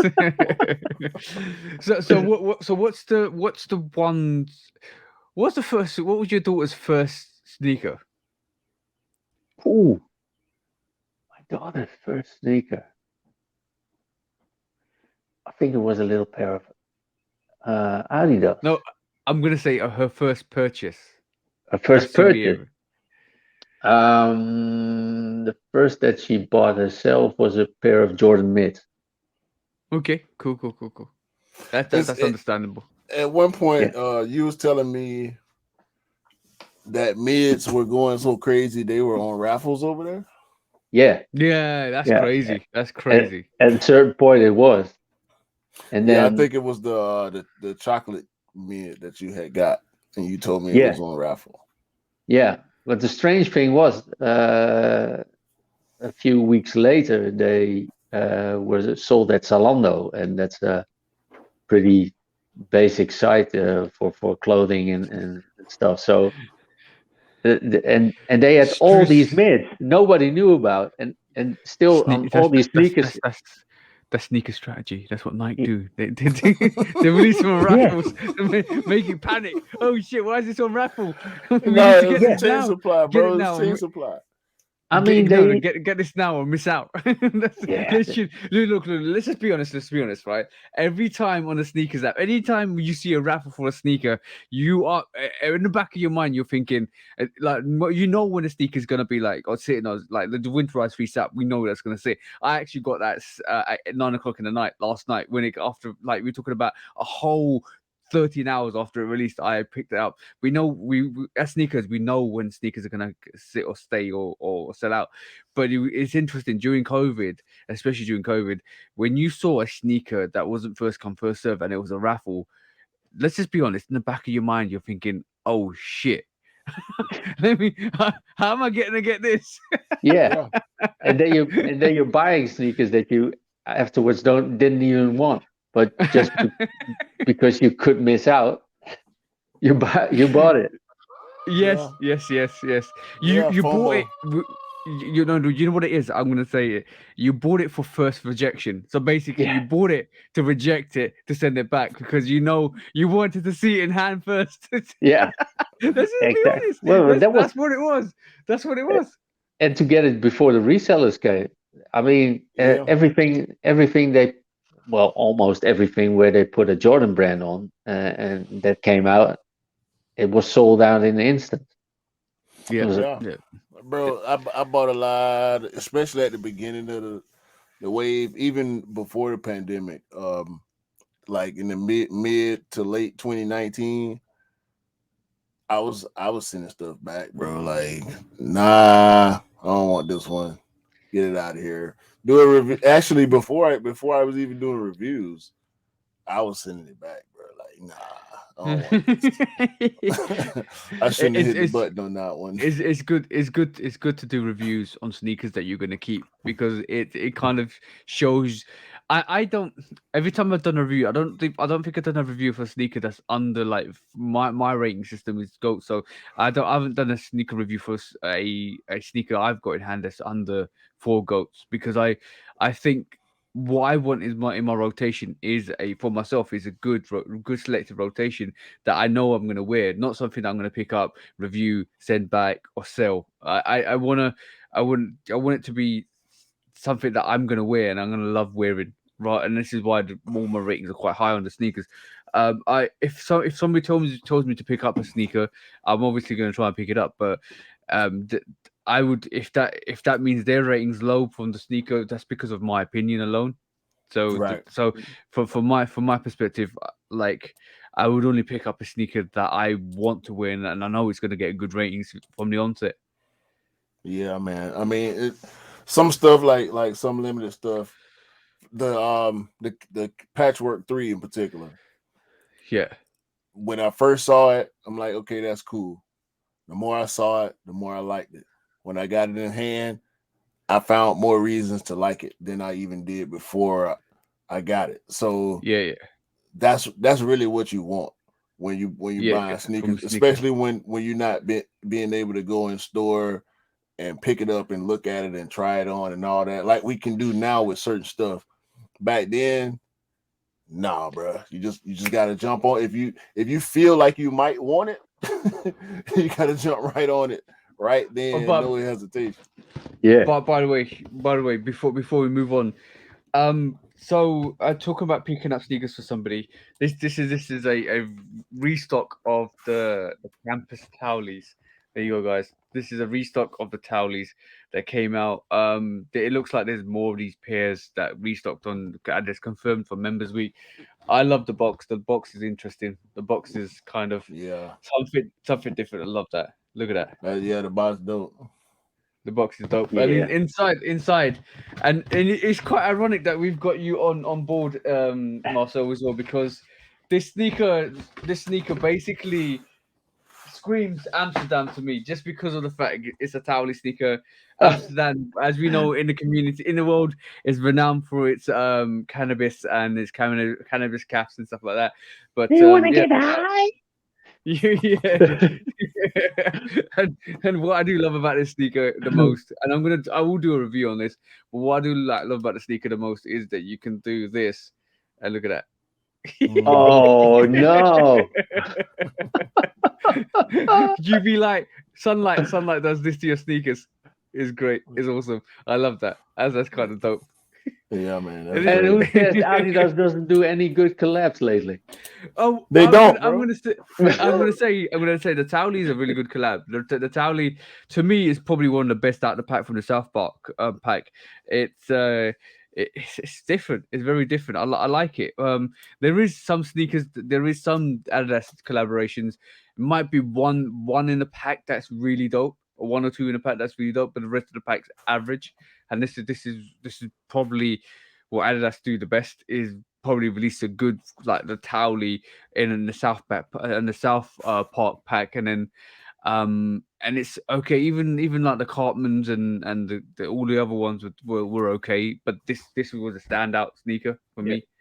I actually really wanted this when it first came out, but I then the more I thought about it, the more it's a low campus 80 low. I was like, I don't need it. I don't wear loads a lot. I don't need it, and this is why I stayed away. But just the novelty of having that's Yeah. quite dope. Yeah, because I wouldn't know when to wear it. No, exactly. Would you wear it in the summer, springtime, autumn time, winter Well, time? probably in the summer when weather is good because they will get dirty as hell, and Yeah, in spring or fall, yeah. Plus, on top of that, it's gonna be too hot. Will it be too hot to wear? probably. Yeah, And that's that's the other that's a thing. conundrum. That's a very Yeah, big conundrum. All right. So listen, while we on Adidas, we got to do this. yeah. And Bring it. I've been saying it. I've been saying it. Um, I had kind of wavered a little bit, but I pride myself on stating my opinion, whether it changes or not. So we got to talk about this new elephant in the room, with everybody's favorite guy to hate because he does such stupid shit. Well, Kanye East. I knew this was coming up. I knew this was coming up. Bro, the White Lives Matter t-shirt fiasco with this guy. Hold on. Just before you get into that, I want. Did Kanye? I want to say, just say yes or no. Did Kanye say that he asked his Black Panther father, and he gave him the go ahead? Did he? Yeah, apparently from apparently from what I'm not hearing, just structures is and skyscrapers, but you just turn the volume things up, will bro. make it all possible. Yeah, this And, an from, ad. so apparently from what I'm hearing, that's what he said. Apparently from what I'm hearing, that's what he said. The fact that his father texted him or called him or whatever, and he was like, "You did the right thing." Did he need That's money with that or something? Like I can't imagine that somebody who was a here we Black go. Panther would approve to that. Yep. All right, cool. Educated ex-Black Panther, and he put a text to me that he said, "White Lives Matter, ha ha ha ha ha." And I said, I thought the shirt was a funny shirt. I thought the idea of me wearing it was funny. And I said, "Dad, what do you think it was funny?" He said, just a Black man stating the obvious. So that was an interview that Kanye West did with Fox. I think Kanye full of shit. Yeah. I think he's lying on his dad. I think Kanye, something is wrong with this guy, man. You know what's really interesting? Over the past month, we've gone from supporting a lot of people gone from supporting Kanye with his current situation with Adidas to now, in reality, now actually feeling quite sad for Adidas and kind of being more reluctant to support Kanye because of what his antics are. Every week we see something with Kanye come out every week. Like this week, he came out and said he is Adidas and he forever will be Adidas. And then it kind of and that they took his ideas. I'm not going to say the exact phrase because I think it's very. I think we'll probably get restricted or whatever on here. But like, I feel like what he said was quite harsh to Adidas, especially like from my perspective. From well, you know what my stand is with intellectual property. It's like it should always belong with the artist. But through this whole dilemma, it kind of feels like Kanye is bitching a lot more at situation where Adidas have been more supportive, and it kind of comes across that way now. The more it goes on, and the more I'm feeling more compassionate to Adidas. If you get what I mean. Adidas don't want to do this in public. They don't want to fight outside. They want to fight inside. They want to keep it inside of a bubble, if you will, where they can control the narrative. Kanye is opposed to the narrative being controlled by anybody other than himself, even in a joint effort. He don't want to be. He doesn't want to say what needs to be said. He want to say everything. But the thing is, this all came out because Adidas put their partnership on the review. That's Yeah. that's only heading one way. That But partnership's done. That partnership's done. we already knew that whether it happened, whether the contract plays out or is done early, time will tell. But we already know the relationship seems to be too damaged to be repaired at this point. However, this White Lives Matter thing is the reason why I felt the way I felt. The reason why I had to be convinced to even, not even convinced, like me supporting him, even though I don't rock with him, like I don't buy his stuff and all that. Me supporting his stance a few weeks back was because I felt like I understood where he was coming from and I agreed with him. It didn't have nothing to do with my bias against Adidas. If a Nike artist had receipts on Nike doing bad behavior, I'm gonna ride with the artist instead of Nike. Does it feel? It looked like he was going straight. He was going straight and narrow, then he just took a left turn. And he always take a left, bro. That was the point I was making before. Like it's not when you made the point, the argument that you didn't end up changing your mind on. Yeah, that he was in cahoots with Adidas, like this was some type of marketing scheme or and that was as plausible as that was. I didn't want to believe that because he do shit like this. He takes a left or right. He goes up and down. Nobody knows which way he's turning. He's zigzagging across the road. Yeah, bro. It's drunk off power, bro. That's what it sounds like. I do believe that he's clever enough to be able to come up with some scheme where it seemed like they beefing just to raise hype or bring more attention to the brands, both brands, Yeezy and Adidas at the same time with them beefing. But I just don't feel like he's rational enough to go along with something like that. Yeah, it might have started out that way, but then all of a sudden he started to believe in the I was whole about beef. to say that. I was about to say that it might have come across that they were just joking around, and then all of a sudden he thought, oh snap. Why am I not talking about this for serious? But like, let's just also say, right? Did he not say that?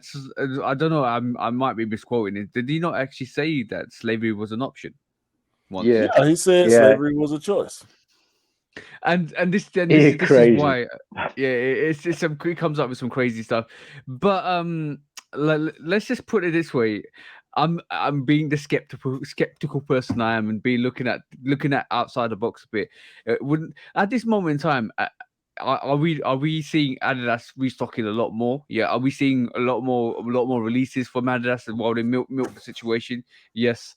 Are we seeing Yeezy wise? Yeah, Yeezy wise, they're restocking and releasing like crazy at this moment. Like this week alone, this week alone, we saw restock after restock of pairs that probably were just out, not sold out. So they've just sent it to all the retailers to sell out. I think it's interesting the fact that this is happening now, and then we're seeing a lot more releases this month and next month, and we'll see it until Kanye, if Kanye leaves, because I think they know after that partnership's done, they won't be able to release a Yeezy. And then I think a lot of people that are sitting here at this moment in time are thinking Kanye is going to leave, and then they're going to pick up all the pairs and then stock them and leave them and wait for them to go up in price, because we know what happens when an artist leaves a company and then the silhouette never releases again, like a Zebra or a Pirate Black. All of those sneakers are going to go up in price.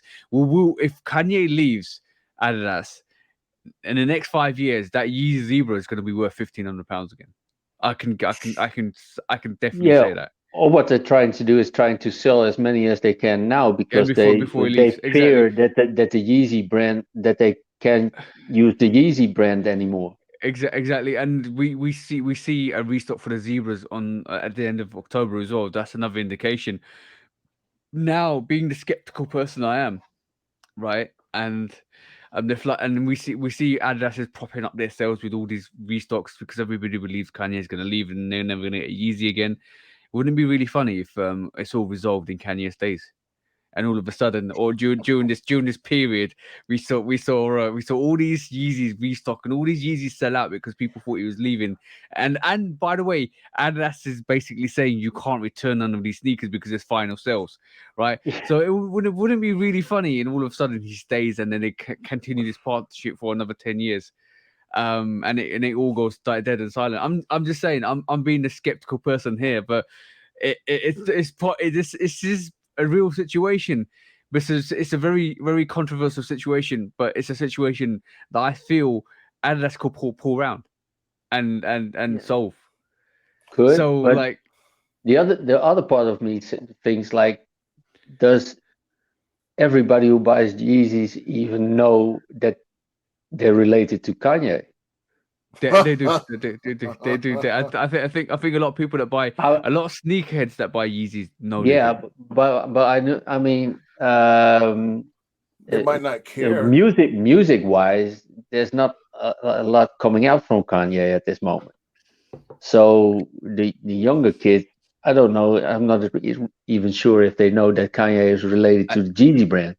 They yeah, might know, but yeah, they may not care of about his relevance. whether he's relevant or not, what he's doing, what he's saying. It may matter to some people more if the product is relevant versus the person that's attached to it. Yeah. So are we in agreement that Kanye is definitely leaving? I think so. I think Yeah. it's irreparable, and for Adidas to actually come out and publicly announce that the Yeezy partnership is under review and actually say, yeah, we finna sell as many Yeezys, and I'm don't quote me because They're taking what do you call it? They're taking the product under their control pretty much for the time being. right, and so they gonna keep dropping them. I mean, listen, they still gotta pay them, but they're gonna keep dropping them. They're gonna take advantage of whatever Yeezy juice they got left, and they're gonna squeeze it all out until that can is empty, and then they're gonna part ways.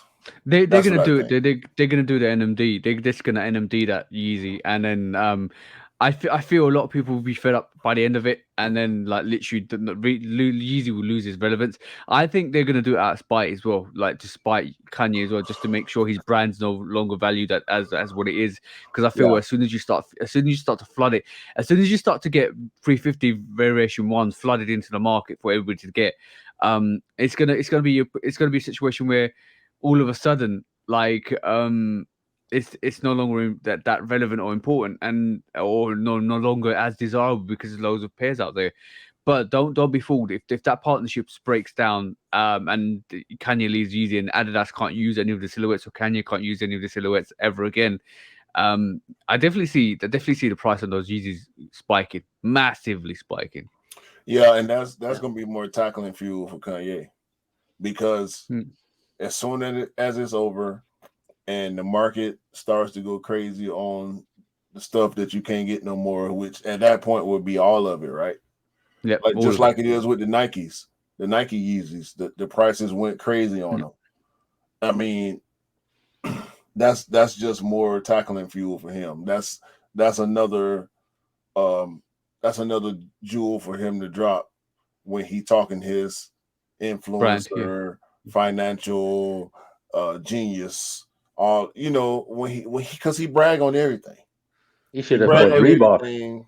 He He talk should have bought crazy. Reebok and not Shaq, because then he could have used Reebok as his with his own Jeezy shoe. Yeah. True that. Okay, so the other question then is, do you think Kanye can reinvent himself and for his own brand? That's the question. Not with I those wouldn't. puffer jackets.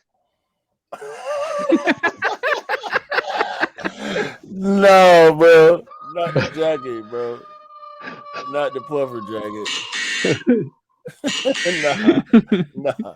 If he think that's gonna bring him back, because remember he was we saw, and it could have been a huge troll, right? We saw mock-ups of the mask. was the Foam mask, mask. foam helmet, Yeah. and it looked like him. It looked like he was the model, but we know how amazing people are with computer graphics nowadays. So that could have been fake. Now y'all tell me if this is fake. Yo, he's boarding Elon Musk's spaceship and going to the moon, bro. Bro, this is his website. This is Well, moon attire. Didn't It's the he? Yeezy website, Didn't he wear something like that to a game? bro. Was a while ago. Come on, man. Oh my god. What the Bro, hell is that Yeezy jacket. It looks like it's built from the head from the chin down, bro. There's no neck. There's no neck. Where's the neck? Man, that looks like an 80s bodybuilder. Yo, I was just watching Commando the other night too. My Oh, wife yeah. beat Commando all the way through. Bro, look at this. The boots is the boots built into the pants? Like, No, what's bro, going they're on here? Wellingtons. They're Wellingtons. They're you know, do you know what a pair of Wellingtons are? Wellington Nah. boots. Yeah, Okay, Wellington cool. boots. Yeah. Yeah. I'm gonna pull it up because he's been wearing Wellington boots. If you don't know Wellington boots, right? Bro, this dude Wellington look like the boots. most unhappy man on earth right now. Look at his face, dog. Look at his face, bro. Like, come on, man. I mean, so- people so- that wear a banana costume they stand like that. I'm Q. Let me show you what Oh, Wellington boots are, right? What the hell is that? Yo, what is this? What is it? Is that one of the henchmen of King Arthur? Yo, Q. Kanye went from slides to Wellington waterproof boots because that's the new hype. That's the new hype. And look at that, 399 times it's been viewed today. The people want to get these Wellington boots. I'm not even joking, bro. Like literally, the next wave is Wellington boots. Bro, it ain't happened yet. Not for me. It ain't happened yet, bro. And he been wearing them dumbass boots for a while, bro. Them are the dumbest boots that you can ever wear and try to be fresh with it, bro. I can't get jiggy with that. Okay, cool. Let me tell you something, guys, because it's quite funny. Remember Kanye wore some bedazzled slippers. Like basically crystallized. You know where normal slippers. Well, you know where that you get that foam in the middle where it kind of triangulates from 2 to 1, right? And all of that's crystallized. All of that's got diamond jewels and stuff. Bedazzled, that's the one. And then he was wearing that. When people saw that, they were like, "I wonder when they're gonna release this. I want a pair. I need a pair." And I'm like, "Yo, go to the seaside and you can pick it up for $5." Like, what the hell are you asking for? Like, he bought slides. Why do you want a basic seaside slipper with jewels on it? Like, because they know the Jeezy slide. They know how comfortable a Jeezy slide is. So they think if Kanye does something like that, it must be a comfortable slipper. Can you probably went to his local what do you call it, Walmart, and bought a pair of slides and jeweled them up, and there you go. Like, I'm wearing these because I can't be bothered to wear any Yeezy slides. Like, literally, how is everybody the amount of people I saw on the social saying I need a pair of those when they come out. Yeah, those are sheep. Those people are sheep. Yeah, sheep to the wolves. That's what I say. Sheep to the wolves. Like, how you're sitting here and you're wanting a pair of regular slippers that you can get for $5 from your local seaside merchant. Yeah, bro. I don't understand that. I don't understand that at all. Like, literally, and you know what's really not annoying, but you know what's really interesting. I was in the mall yesterday. I went out to have some dinner with Mrs. We was out in the mall, and I know no word of a lie, bro.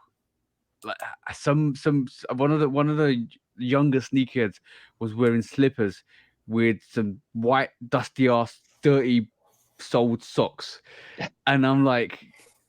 My girlfriend's like, did you see that? I said, yeah, I saw it. I've ignored it. But she goes to me, how is he out in public wearing some dusty white slides with some dusty white socks with some blacked out soles. Like, why are you wearing those in a mall? And I was like, well, this is what kids do now. Yo, man, listen, I saw a meme the other day, where some grown chick went to a college party and she had on sandals, and everybody at the college party had on dirty all white shoes.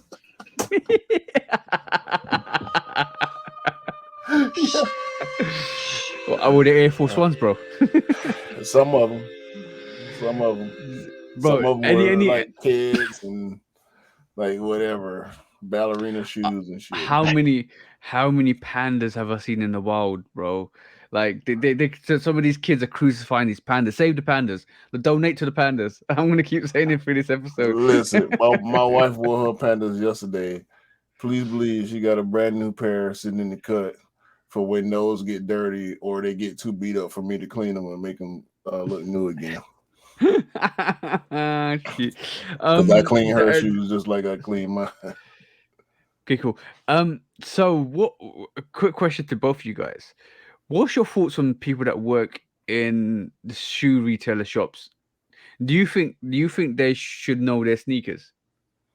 Yeah, I worked in the in the sneaker shop, and I had these breakdowns that I got from Nike about the Jordans. Back then it was the Jordan 6, and all the Air Maxes and all the new releases that came out. And I got this folder. I think I'll also have it on my Instagram with the breakdown of every sneaker that we got in. So if a customer wanted to know about the sneaker, and of course I'm a sneakerhead, so I wanted to learn all that stuff, but then I could really tell them what the sneaker is all about, what the materials are, stuff like that. And I think if you want to sell a pair of sneakers in a shop, you have to give the customer good information about the sneaker that he's buying. Were you working in a niche shop, or were you working in a like a commercial shop? Yeah, commercial, big commercial shop. Okay, cool. There's a massive difference from when you used to work in a shop to now. Because I walked into Foot Locker yesterday, and I walked in and I asked him. Couldn't see the sneakers, so I asked him, "Do you sell the Jordan 3 Winterize?" He did not know what I was talking about at all, bro. If you would have said Arcado Brown, he still wouldn't have knew what you was talking about. No, because the winter, and I was like, I said, "Are you sure?" So I said, yeah. Because I saw the Dark Iris sitting there. I just wanted to see them in hand. I didn't see them in hand. And I was like, I pulled them out, and he goes, "Oh, I don't know. I didn't know they'd come out, because if they did come out, they'll be in the glass box over there." I was like, "But this is a really big Foot Locker in really big mall, one of the biggest malls in the UK," and he didn't have a clue. Yeah. He didn't have a clue. I was like, "Wow." I said, "That's fine." And I just walked away. But that's not me. That's not me being a snob. That's just me trying to work out what their experience is, because I feel like if somebody came in, if a younger guy came in, and the reason why I say it's good to know sneakers is if a younger guy came in, and asked the person behind the store, and it's like, "Okay, cool, I'm interested in a sneaker, and I want it." So this guy could create his lifestyle with different sneakers, like different silhouettes, different sneakers, different brands, and make him kind of, especially if you're a new sneakerhead, it's good to like vibe with somebody in the shop, because they know their stuff, and then they could recommend something for somebody, and depending on what their fit is, what their description is, what they were looking for. But if you don't know, how are you gonna ever help somebody? You know what? You're right. You 100% correct. This has happened to me before multiple times, and I have the same stance on this that I have about StockX workers. It's just a job. Like, people that are on that StockX, we'll just call it assembly line, or I guess authentication line, because we've seen video of people standing at a conveyor belt and them having 30 seconds to look at a shoe to decide if it's real or fake, and they don't know shit about shoes. You know, they have they may have some general information, you know, from training videos or something like that. But if you work at a barbershop, I expect you to know about different types of hairstyles and beard styles. You know, if you work at a restaurant, I expect you to know at least half the menu and what the ingredients are. How does it taste? You know, what's the time on it from order to plate to table? If you work at a sneaker store, I expect you to have at least general sneaker knowledge, meaning release knowledge. You don't have to know the Jordan Tinker story. You don't have to know when Adidas and Pumas, you know, became rivals. You don't have to know what year the Jordan 3 came out, but know that there's a Jordan 3 releasing this week. Know that there's a Jordan 1 that released last week and it might be restocked. No, just general stuff, bro. Like this is, but they don't care because it's just a job. It's they're not looking at it from a career perspective. You know, the people that end up becoming managers and general managers and store managers and corporate people at a Foot Locker probably either care about sneakers or they went to business school. You know what I'm saying? And people that care about business understand the business that they're in. So even if you're not a sneakerhead, it's smart to have knowledge of the products that you're responsible for selling. You know what I'm saying? Exactly. So from entry level perspective, it doesn't surprise me, but it does anger me as well. You see this across multiple industries where you go places like you're not gonna go to a mechanic shop and a motherfucker can't tell you where your battery at. You ain't finna get no service there. You know what I'm saying? If you go to get your oil change and the dude start pouring oil in your gas tank, oh, something ain't right here. You know what I'm saying? Yeah, you made a good comparison. If you're a chef, you need to know how. If you're in a specialized business, especially sneakers being so popular nowadays, you need to know. And the thing is that when people know when they look at your sneakers and they're like, oh damn. Like it was interesting because I was walking through the mall and I had my Fever 4s on. And the Fever 4 is such an amazing sneaker, like the dark, deep red on that, the tongue being different, the gold accents to the Jumpman at the back. And somebody's a sneakerhead when they start checking your sneakers out. So I was walking past him and like this young kid, probably hitting his 20s, a bit like 18 to 19. He just literally just looked at my feet constantly as I walked past as well. And he was like, what the hell are those? Because he's probably a new young sneakerhead that just seen new Jordan 4. He just got into it, knows the Jordan 4s, knows the Crimsons, knows the black military blacks, knows like the Oreo 4s, but has never seen. He probably just touched the bread 4s, but has never seen an all red sneaker, an all red Fever 4 in the wilderness, and he's like, what are those? And he just kept looking, and it was like, I understand. I know that feeling. It's just amazement to look at people's feet and like, oh damn, that was nice. But he's probably questioning, what are those? He probably, if it was just me and him, he probably would have come up and said, what are those? So Mars, when you started to become more a part of what was going on in America as far as fashion and basketball, what type of reactions would you get from people that weren't aware of what you were aware of when you would have shoes that you got from the US or from the UK or different places that weren't available in the Netherlands? Well, at that time, then most of the sneakers I had were available. That was the problem because we couldn't get our hands on sneakers that were hard to get. So it was pretty difficult to stand out with your sneakers. Even with like the trainers and the Air Maxes and all that, like everybody was using the same methods. Yeah, because you could only get them in shops. So the only way to get different kinds of shoes is to travel all over the country to different places and see if they had different colorways than that we have up north. So, well, like I said, the Converse, the LJs that I got back then, I had to travel for what was it to Amersfoort, that's in the middle of the Netherlands, and I live all the way up north.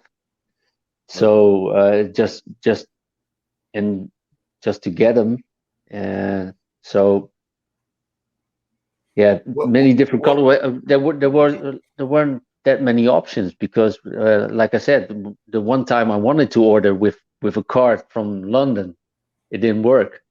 So I basically could only get what everybody could get.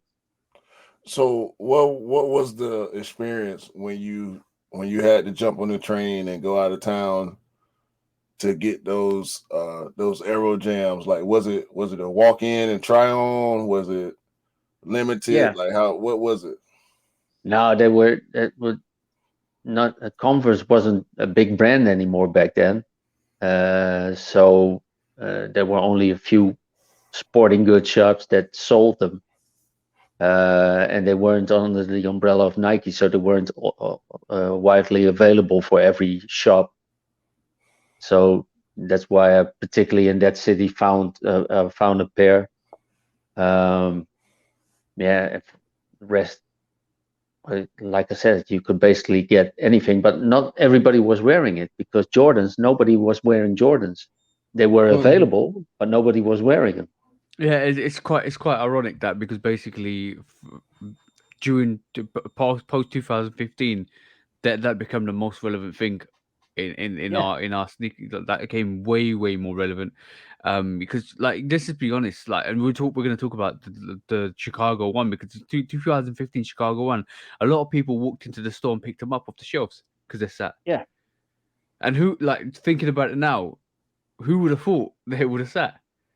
Nobody. I see all these boxes in all these shops, all Jordans that were on sale because nobody bought them. So how did you respond to it?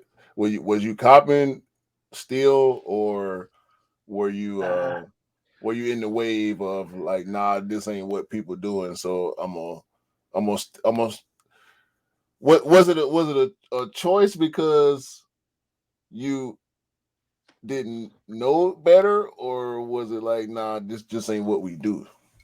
No, I wanted to buy Jordans because I played basketball, and at that time that was the best, in my opinion, the best basketball shoe available.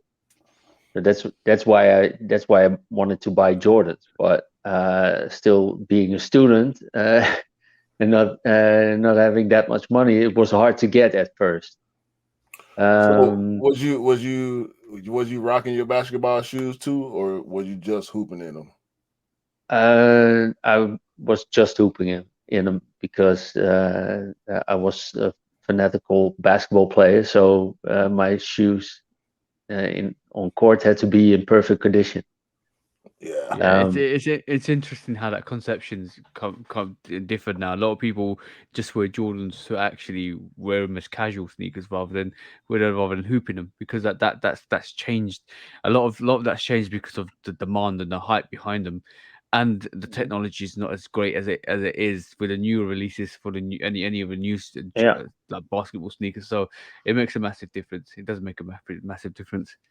But that was the same with the Foamposite. The Foamposite was a perfect basketball shoe at the time, and then you had the whole Foamposite hype, where everybody wanted those. What was it? The Galaxies. Galaxies, And, yeah, the yeah. Galaxies, yeah. Eggplants Paranormals and the and all that. Galaxies, Yeah. yeah. But where It's are they crazy. now? There's going to be another run of those foam posits. I think it's going to be in the next couple of years. We'll see the certain next one. foams still like I said, the Paranormans, like you said, the Galaxies. Certain ones still hold that weight Value. from back in the day. Yeah, they ain't holding value. They going up in value. No, But I'm talking about meaning, value, and meaning. yeah. Meaning definitely certain people. When I talk to the few foam heads that I do know, certain pairs will never decrease in relevancy unless even if they come back, because we saw the Raging Bulls like DMPs, Lightning 4s. We see certain silhouettes come back, and the thrill is gone already. Mm-hmm. So when you talk about the casual culture, we got the gazelles and specials and stuff like that. But what are those ZX models that hit hard for the casuals? Like the 720s. I got a pair thing in the back, but and the ZX8. Of course, you have the 1000 series. The 1000, 5000, 6000, and so on, like these. Ooh, Yeah. yeah. Undefeated. Straight from LA. Yeah. So pretty much when stuff like that dropping, the rest of the US is competing with Europe. Not so much with the 8000 series, because that's more of you got a whole ZX 8000 community. That's the 1000 series is a different animal like that. It's not really in football casual culture. I mean, they wear them, but it's a different kind of animal. These ones. So I think most of the times you will see people like gazelles and stuff like that, and ZXs that came out, because the ZX came back in the, I think, halfway of, was it 2015 or something like that. What I did pick up, and I need to put these on feet, is the ZX 8000 Bape undefeated, the black version. Yeah, you got those. Yeah, those are dope. I was tempted to get the green pair as well, but those Mhm. are definitely dope. Yeah, but but like you said, Adidas releases too many of those silhouettes at the moment, and that's why you see them on sale so much. So, do you the one thing I don't understand about Adidas, or Adidas, whatever you want to say it, Adidas, is the fact that they do childish novelty collaborations. Yeah. I don't understand. I don't understand that. Like, we just talked about the Towley, we talked about the South Park, Simpsons, Lego, Star Wars, Marvel. Did they do Marvel, Eminem, like the Black Panther collaboration was terrible. The Black Panther Yeah, collaboration that was a disgrace.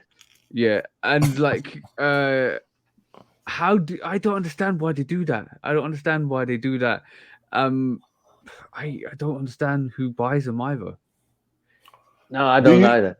Do you feel like Adidas caters to the casual culture? Yeah, they do in certain type of way, because the silhouettes are mostly classic colors that they release. But if you look at things like the Stan Smiths, and then you get the Disneys and the Monsters Inc. and Wally. I don't know what's the Muppet Show. I forgot all about that. I think it's great for my kids. I mean, for my son, he was a while really into Wall-E, and I tried to get those, but those sold out instantly. Come on, Marcel. Let's be honest. This is not That's it. horrible. Nah. It's got a window in it, bro. Why they put a window? Like, to be honest, I'm gonna say this was a little bit more doper than the other one, the Flaming Moles. Yeah, but it's still like I don't understand it. I don't understand it. All the flaming moles, and you got the crusty burger. Like, I like the colors. I just don't understand what it's trying to do. No, it's not my cup of tea either. I mean, yeah. But it's like this is probably the Duffman is probably a dope player, dope player. But shout out to Benzino because he got this and he doesn't know where to wear it. Yeah, but but that's it. Those collabs are funny, and you can see It don't need to be funny, bro. you can see the South Park in it and stuff like that. You can recognize it, but why would you wear it? So I'm Adidas don't understand that your shoe shouldn't be laughed at. Yeah, I mean, I like the Star Wars Stan Smiths. Let me just quickly say this before we move into the Star Wars Star Wars collab. This to me, this Adidas Advantage Elbato, this to me is a direct rip-off from the customizers that actually put some graphic designs, paints, artistic vibes on sneakers like this or on Air Force Ones that give it that kind of anime look. This is like a direct rip-off. Yeah, but also look at it. Would you wear it? No. I mean, I like the silhouette, but it doesn't do it for me. And like so. Alright, cool. I don't like this. This is to me Chewbacca. Horrible. I don't understand this at all. I understand it, and I don't understand it at the same time. Rivalry high Chewbacca. Like I don't understand that. Just that to me is horrible. Like a lot of like Darth Vader was an NMD or Ultra Boost one of the two. No. The Darth Vader was a shell toe. The Han Solo the Darth was Vader. an Yeah. But they had a lot of NMDs in that range as well, which didn't make sense at all. I like the Boba Fett. I'm gonna be honest. Yeah, I like the Boba Fett top 10 is the best sneaker from that collection. But it's got a Travis. Adidas. It's got a Travis Scott. It's got a Travis Scott pouch on the end of it, just to give it like little shade to Travis Scott there. Well, Boba Fett got pouches on it. Yeah. So. But I just it's childish, very childish. Yeah, who wears that? They're going over the top with everything they try, or they don't do enough. All right, cool. I'm just gonna do this. I'm gonna quickly pull this up. Because I'm like, why do this?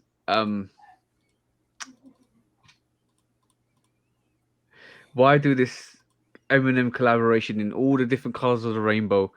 And in the forum low and make it patent leather. Was it patent leather? Some of it's patent leather. Some of them are. Yeah. Listen, I'll say this about that Eminem collection. Some of the color blocking they did on like that red pair, the green pair, and the other yellow pair in particular. I think the color blocking on those are dope for forums. Like just the fact that they switched up the color blocking and they use the color blocking against the silhouette in ways that is not uniform. If you get what I mean. Yeah. They didn't follow the lines of the silhouette on those those four pairs. The green, not this yellow one, but the other yellow one. You mean this green? One? Yeah. The way they went against the grain with the color blocking, that's cool. Yeah. But just it's an Eminem. Y'all could have did that without Eminem, or get somebody from Eminem come in and make those design choices. I don't know, bro. Like there's a lot. To be honest, there's a lot of accessories to this as well. But like too many. Did we need an Eminem collaboration with Adidas? That's the question. Like who was looking forward to that? That's the question. Like I don't. Yeah. We talk about all the classic silhouettes. We already have the Lego stuff. They didn't need another thing like that. No. No, you got to defend this, Mars. No, I won't because I mean, like you said, some of the color blockings are nice, but I don't want to have the brand M&M on my sneaker. Yeah. This is the Adidas, by the way. Red card. Stop doing useless collaborations. Although Just because you want to release a sneaker. although I have a green pair of Legos, the VX8000 Lego. Now listen, when that Lego with those Lego ZXs, I said this on the show before. All those Lego ZXs are dope colorways because they monotone. You know, the colors pop on them, and there's a good silhouette for them. I feel like I don't have to say this, but I will say it. I'm gonna always choose Air Max dope. over ZX. That's dope. This is dope. Yeah, I got the green. I got the green ones. The black, yellow, gray, orange, and green, or red and green. Yeah. So I understand. If they did a collaboration and just released one silhouette, but then they went black, and then they went gray, and then and then they went full yellow, and I don't like talk about then they went red, like all the color, just like the M&M collaboration, all the colors in the rainbow. As you can see, the green pairs there. You wouldn't even know that's a Lego collaboration if you just saw it there. No, from afar you wouldn't see that, but up close you have the Lego building stone and yeah. But to me, from afar you wouldn't see that. This didn't have to be a Lego collab. The M&M forums didn't have to be an M&M collab. Why can't they just do dope stuff without having a collaboration? It's not always necessary. Like, you don't have to always grab two audiences, try to grab for two audiences at the same time. I think that's dope as well because of the three stripes being a Lego patch. Yeah, that was a funny thing as well, but I think they choose the wrong collaborations. Yeah.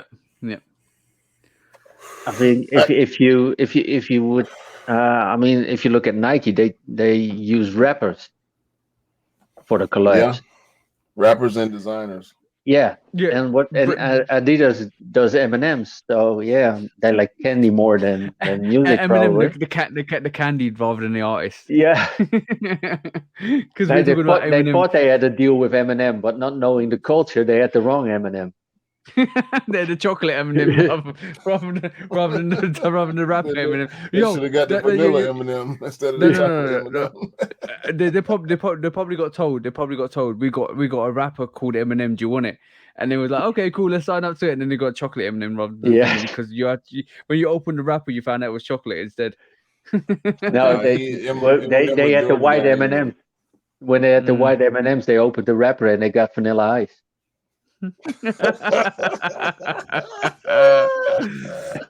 Yeah. To me, it's releasing sneakers for the sake of it. And is there's not. I don't understand the meaning behind. If you guys know the meaning behind any of these collaborations with chocolates, toys, movies, just let us know because I don't understand it at all. It's just doing a ZX 8000 or an Ultra Boost just for the sake of it, to get it out there so people can buy, people can have it to look at it and not buy it, and that's what's happening with them. A lot of them. Yeah, Adidas ain't concerned with what's hip. They concerned more with what's popular. Yeah, if that makes sense. Like hip is niche. You know what I'm saying? Like even the word hip in being in the phrase hip hop. Like hip is underground. Is knowing what's happening when it's happening as opposed to when everybody else finds out. You know what I'm saying? Knowing what's coming before, as far as culturally, like having your ear to the ground and whatnot. Adidas ain't got their ear to the ground like that. Yeah, they hit with Bad Bunny, but they saw the success of Sean, and this is no shot at Sean Witherspoon. They saw the success he had with Nike, but they didn't understand why that Sean Witherspoon Nike was so successful. They thought it was because, this guy Sean Witherspoon, he's so influential, he's so ahead of the curve, or he's such a great designer, and all those things could be true. But y'all ain't got no Air Max 97 or Air Max 1 to give him. Nope. No, you gotta have the right sneaker for the right person. Yep. Yeah. What do you think about Sean Weatherspoon's whole wave on the like Super Earth and all of that? Yeah, I didn't care much about that. I mean, what? Who's it catered to? I wouldn't really know who wants to wear stuff like that. I think the statement that they've released. I think the statement that they've released this week made a lot of sense to me because they said they support artists and creators for their development on their products. And that just goes to show they let the artist do whatever they want. So Curvin Frost, they let him do whatever he wants. Sean Weatherspoon, they let him do whatever he wants. Bad Bunny probably. They let him do whatever he wants. He got upset when you said Kerwin Frost, bro. I mean, maybe Nike is. That's why Nike does it most of the time better because they say, okay, they have more control. We give you freedom until here, and then it's got to be the silhouette. Yeah, you can do this, and this to the sneaker, but. Okay, are we Not saying then? Are we saying that Adidas has lost a bit of identity? Because like if you could say that. If you look at Nike's kept its core identity of this is what we're gonna release, this is what we want from our artists, this is the direction we want to go, and it's more direction than identity as well. But when you look at Adidas, they let free reign on their artists, and their artists are pulling, like I keep saying, the artists are pulling away from the brand and doing their own things rather than kind of coming neutrally together to support the brand. And it almost feels like they're still recovering from the 90s, like trying to find something that's popping, something that's working, something that's gonna be a hit, and be it an artist or be it a product. It happened with Ultra Boost. It happened with Kanye. I think the Kanye situation is going to mean it's going to change the way Adidas does a lot of things going forwards as well. No, I do believe that. I think the Kanye situation is why you get the Frost stuff, because they gave Kanye all the freedom to do whatever he wanted. Yeah, but and now, they thought, well, if we do it with the but maybe they thought, well, if we do that with other artists, it will give us the same effect or the same outcome. Yeah, but the only difference with Kanye and Curvin Frost and Sean Weatherspoon is Kanye is more of a well-known worldwide artist, and he's been around, he's done it in terms of him being an artist and a mogul, and a lot of people like it's almost like saying an underground artist doing a sneaker, and then somebody like Jay-Z doing a sneaker, and people are going to gravitate to Jay-Z because it's like, oh, that's the Jay-Z sneaker, that's the Rockefeller sneaker, that's the Rock Nation sneaker. See what I'm saying? Mm-hmm. And then the underground artists, which nobody's really heard of, or anybody outside the underground scene has never heard of. So I do believe, yes, that's the whole situation with Curvin Frost, but I think Adidas is going to change their stance on how they maneuver going forwards, because the Kanye situation bit me in the arse massively. Yeah, they have to. They have to change, not just because of what the Kanye situation did to them and how they should approach people for new collabs, but also how they or what they produce after that. Because to be honest, besides of a few basketball silhouettes that they have at the moment, there's not much coming out that I think is pretty good looking, actually. Well, in terms of Adidas, or in terms of with the collabs and stuff like that. I mean, come on, the things that you see, like you said, I don't want teeth on my sneakers or something like that. Home Alone ain't gonna get it, and big fake teeth ain't on. Well, Home Alone.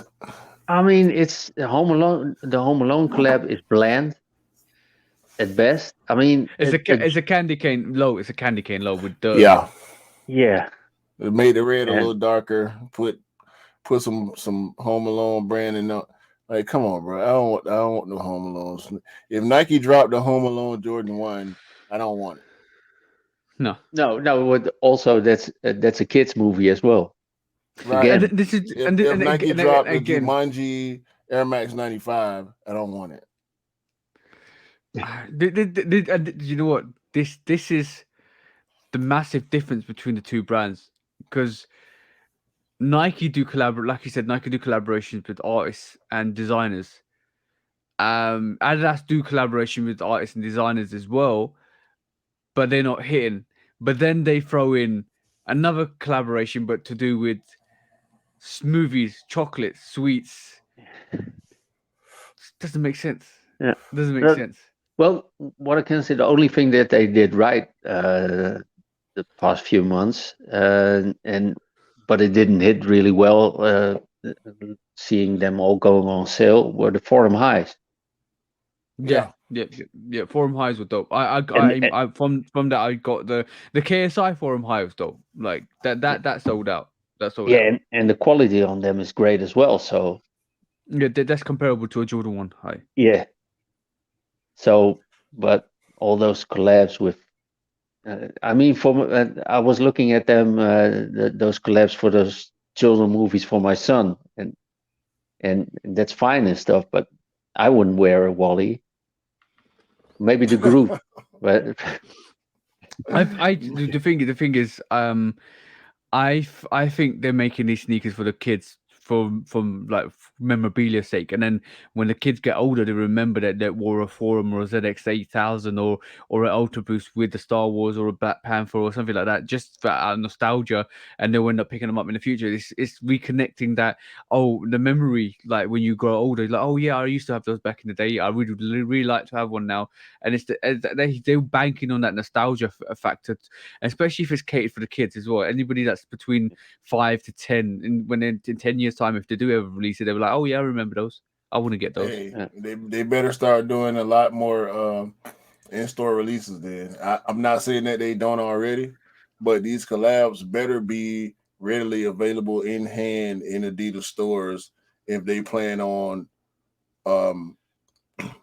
gaining in the future based on what they're releasing today.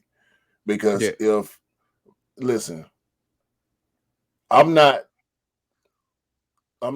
actively seeking these products for my kids. No. If my kids like Legos, I'm buying Legos. I'm not buying. No. I this is the point I'm making, right? If my kid is buying Legos, I'm buying Legos, right? My kid, they want to see the Lego movies. They want the Lego, all the Lego sets. They want Lego T-shirts. So yeah, why not buy the Lego sneakers? But if my kid don't love Star Wars, then I ain't buying no damn Star Wars shoes. You know what I'm saying? And even if I love Star Wars, why would a Star Wars sneaker come across my feed? Why would I get an ad for a Star Wars sneaker? I would get ads for Star Wars products that I'm into. So the paths don't necessarily cross. And I think that's what they're hoping for. They're hoping for a crossover between the people that are fans of these products and the sneaker. And I don't think it's hitting like that because we've seen so much stuff go on sale. Yep, for sure.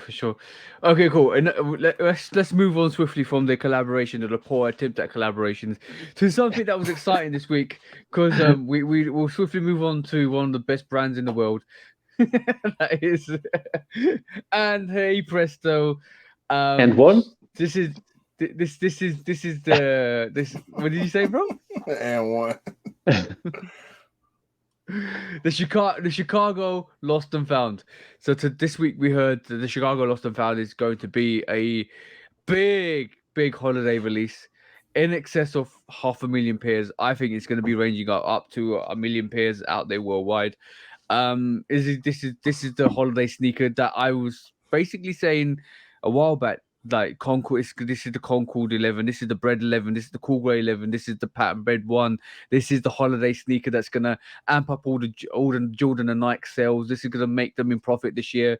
This is the one that everybody's looking forward to, and it seems like that's correct. And it seems like there's gonna be loads of pairs. How do you feel knowing that this could be a huge release? Good. Great. Let everybody get their pairs. Yeah, exactly. Everybody deserves to get their pairs. But what do you think? What do you think? What's your expectation? It's still gonna be hard to get. Yeah, I think it's gonna be pretty hard to get. Okay, because cool. I think the whole world is waiting for this. Even the GS sizes and stuff like that. If they come out, yeah. I need a pair for my son because he's a big fan of Into the Spider-Verse. Yeah. And he had that's the shoe Miles wore. Exactly, and not the Adidas. Sorry, Adidas, but he didn't wear those in the movie, and he didn't. He wore Jordan 1 Chicago's. It's not the same. So it's good news to hear that the Chicago one is coming out. It's good to hear it's going to be a big release. I'm verging on 1 million pairs to 500,000 pairs. We don't know the exact stock level. It's going to be a huge release. I think it is going to do. They will do exclusive access coming up to the release. They will do They will do a first come first serve for the release, no raffle. They will do shock drops after the release as well due to stock supplies and demand. So this sneaker is going to be out there, and it's going to be great because I feel this is I said it on the live and Instagram live the other day. This is a Pattern Bread 2.0 situation. I don't know if it's going to do as bad in retrospect. Like I mean bad in terms, and it kind of was around and it still dropped, and then the price dropped and tanked. I don't know if it's going to do that, but it's going to be good to hear that this sneaker is everywhere. This sneaker is going to be everywhere. It's going to be released everywhere, and you will have a chance if you put the raffles in because it's amazing that we're getting a release that everybody expects. And I kind of had a feeling this was going to happen to the Chicago Lost and Found. It's the holiday sneaker that everybody wants, and then every year there's a holiday sneaker everybody wants. Next year it's going to be the Legendary 11, the Columbia 11s. This year's Chicago 1. And the Chicago 2. And they did it right. I mean, what I've seen so far, the quality is right, and the whole concept of the Lost and Found, I think is brilliant. Yep. For sure. Did it right, smacked it out of the park. This is if the release goes like I think it will go, and everybody gets their pairs, all the people, the sneakerheads, all the bros get their pairs. This is the perfect release for winter time. I just hope like the Cool Grey 11s, it's going to be that kind of situation. But yeah, it's going to be it's good. It's good to hear. Definitely good news coming out. I think it's going to tank the price coming up to the release anyway because this is why I say don't pay pre-sale for sneakers and this is why I'm very analytical with stuff like this because like when you see stuff when you like there's been massive indications with this sneaker for this release anyway. I don't know, we keep talking about the Lost and Found on lives and stuff like that, but it's good for people to understand what's happening with this sneaker. We saw this sneaker first appear in March time. A lot of YouTubers and sneakerheads have had this sneaker since like July time. We're coming up to the release and we're hearing more. It's going to be loads of pairs. There's loads of all the people that backdoor sneakers have been getting this sneaker. The shops that don't get sneakers are getting this sneaker. So from that perspective, it's a huge release. Easily one of the biggest, and it's touted to be one of the biggest Jordan 1 releases ever. So let's put that in perspective. It's going to be bigger than the Pattern Bread 1 release. It's going to be bigger than the Taxi 1 release that's actually still sitting. It's going to be bigger than the Pollen release that's actually sat for ages. It's going to be huge. And let's just say this: if you aren't able to get it, I feel sorry for you guys. I do feel sorry for you guys. I'm just putting that in perspective, guys. I'm just putting that in perspective.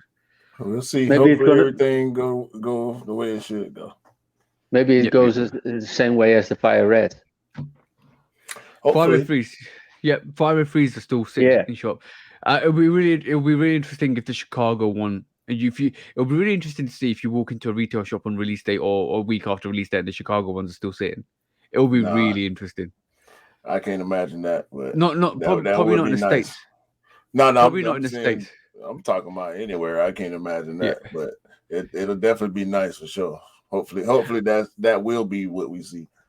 I think with the policy that's coming, look, I know the sneaker's gonna be hyped. I know the longitudinal of the sneaker is gonna be basically in the long term the sneaker's gonna hold value. But if everybody gets their pairs, then I don't feel like people want to pay that resale because everybody's got their pairs, even if they want to double up or triple up. So that's gonna tank the price. And secondly, with the new whole new policy about sneakers can't be returned, or there's no return policy on sneakers, it's going to deter a lot of sneakerheads from trying to pick this sneaker up, or not sneakerheads, resellers trying to pick the sneaker up if they haven't got the bank value to get it.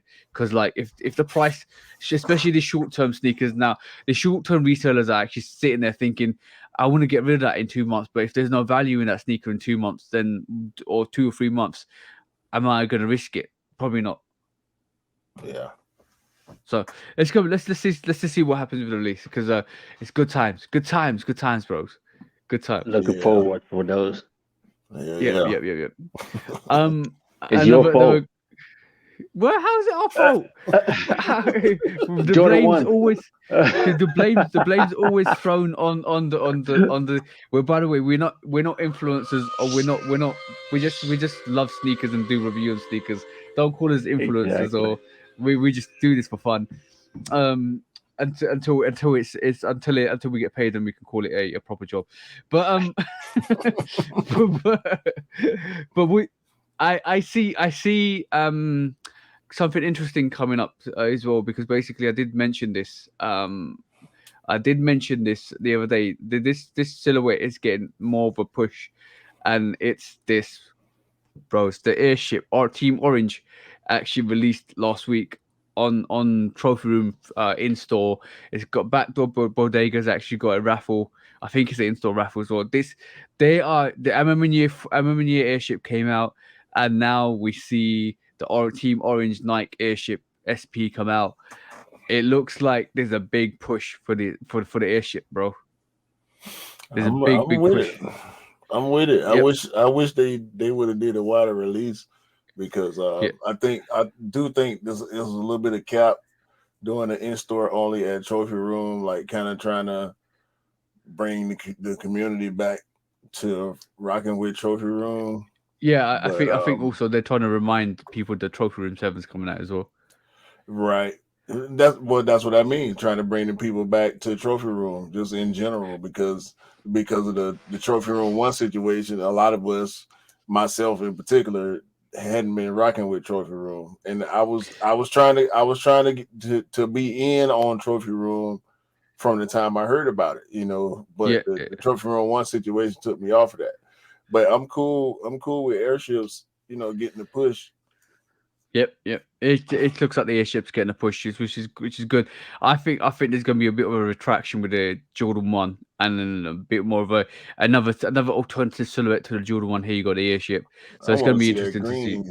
That pine green Airship. That's the one I want to see. So as a strategy has always been, they're always going to release a collaboration or a limited sneaker before the release, and then they're going to flood the market. And it looks like we've seen it with a lot of different silhouettes. Now we're seeing it with Airship, where they're doing a collaboration. Even like the Air Max one, we had a pattern of the concepts, and then they did the light matter roots. And I think a general release for the Airship is going to make it sit. And I think that the notoriety of releasing these sneakers in a limited quantity, which if you look at the resale on them, is bringing up the resale price on them, and people are paying more attention to the sneaker because of the resale, or some people are, and they're like, all right, cool, I see what you're doing, and then when they drop a big GR for the Airship, it's just gonna sit there because there's no resale. But saying that, it's a new silhouette, they're amping up the hype on it, they're bringing more attention to it. The only way they're going to do it, and that's giving it an Amamanier, which came out of the blue, bro. The Amamanier Airship just come out of the blue. Nobody knew about it, and then this Team Orange airship, which is interesting. Which is an interesting strategy. Which Nike always persists with. Give it a collaboration, and then give it some general GR sneakers, and let's just say the concept sold out, the pattern sold out, and the GR, like every other release, Air Max releases sitting like Crep Hemps, Dirty Denims, Madder Roots, Tree Lines, all sat in store. Yeah, but it was overkill. Yeah. It was an overkill on ones. Yeah. Like how many releases. So we had in the last few years there were hardly any Air Max 1 releases. Yep. And then they throw so many stuff at you in a time where there is crisis. But also, do you it's the 35th anniversary of the Air Max and the Air Trainer, so you see more of those releases come out. Even the Air Force One, that it's their anniversary for the Air Force One is also this year is a big year for anniversaries for some of those silhouettes. Yeah. But still, even though it's the anniversary and all that, there were too many releases. I mean, you got the patas and then all these the Meta Roots and the denim. How many patterns do we got? 6 now? Yeah. I didn't get any. I didn't hit on any at first, and the ones that I didn't want are still available. Wow. and you're actually in the place where Pata originated. Like, that's crazy. There were thousands of people lining up with the first few releases at the store. It was crazy. They had, I mean, there was no way that you could get a pair. And I managed to get a pair. Yeah, because I think the demand in the US is, well, at first with the first releases, yeah, even with the Monarch. That's the one I got, the Monarch. Yeah, the Monarch, and the Aqua Noise in particular were very, very hype in the US. The Aqua Noise not so much, but the Monarch, yeah, it was hype. Yeah. I tried. I did my best. I have raffles, sneakers, whatever. Didn't work. Well, yeah, man. You win some, you lose some. Yeah, I was about to say that's just the way the game goes most of the time. Yeah. As long as you try, you feel bad. We all feel bad when we take L's, but if you don't try, it's an automatic L. So at least you put your bid in. Yeah, and like I said, with the other colorways that came out and with the denims, and I think it was just too much. And when I look around here, with all the energy prices that are now, what's happening with the war, all the uncertainty that people have about can they afford their gas bills the next few months, and there's also less to spend. And they raised the prices of the sneakers, although the Air Max's prices were pretty decent in comparison. Yeah, and it's about to get crazier with the oil situation. Oh, wait until we go to court. I got one. And by the way, like we just did another Air Max was it La Familia? Yeah, there's another Air Max. That's another one. So a lot of people raving about that as well. So just in general, there's been a lot of Air Max. I know a lot of people have been caught up in the hype of the Air Maxes as well. So like they've just so many silhouettes out this year. Plus, we're still mad that on Air Max Day we got the lesser of the free versions. Oh, you mean the iridescent Air Max? Yeah, the La Ville, or what's it called? They did that on purpose. They did that on purpose. They gave the US probably the best pair, which is the Blueprints, and then because they basically gave it to them, and Base said, "Here you go. This is the hype for it. And we know there's not a lot of attention on the Air Max ones, but the Asiatic pair was dope as well. They had the Zion 2 vibe. Yeah. Yeah, I think the Asian pair was a little bit better than the Blueprint, but I do What did, agree what with did, what did you them. get? The Wabi Sabi? Yeah, Yeah, Wabi Sabi. Yeah, yeah. Yeah, that was dope. I like that. That was really dope as well.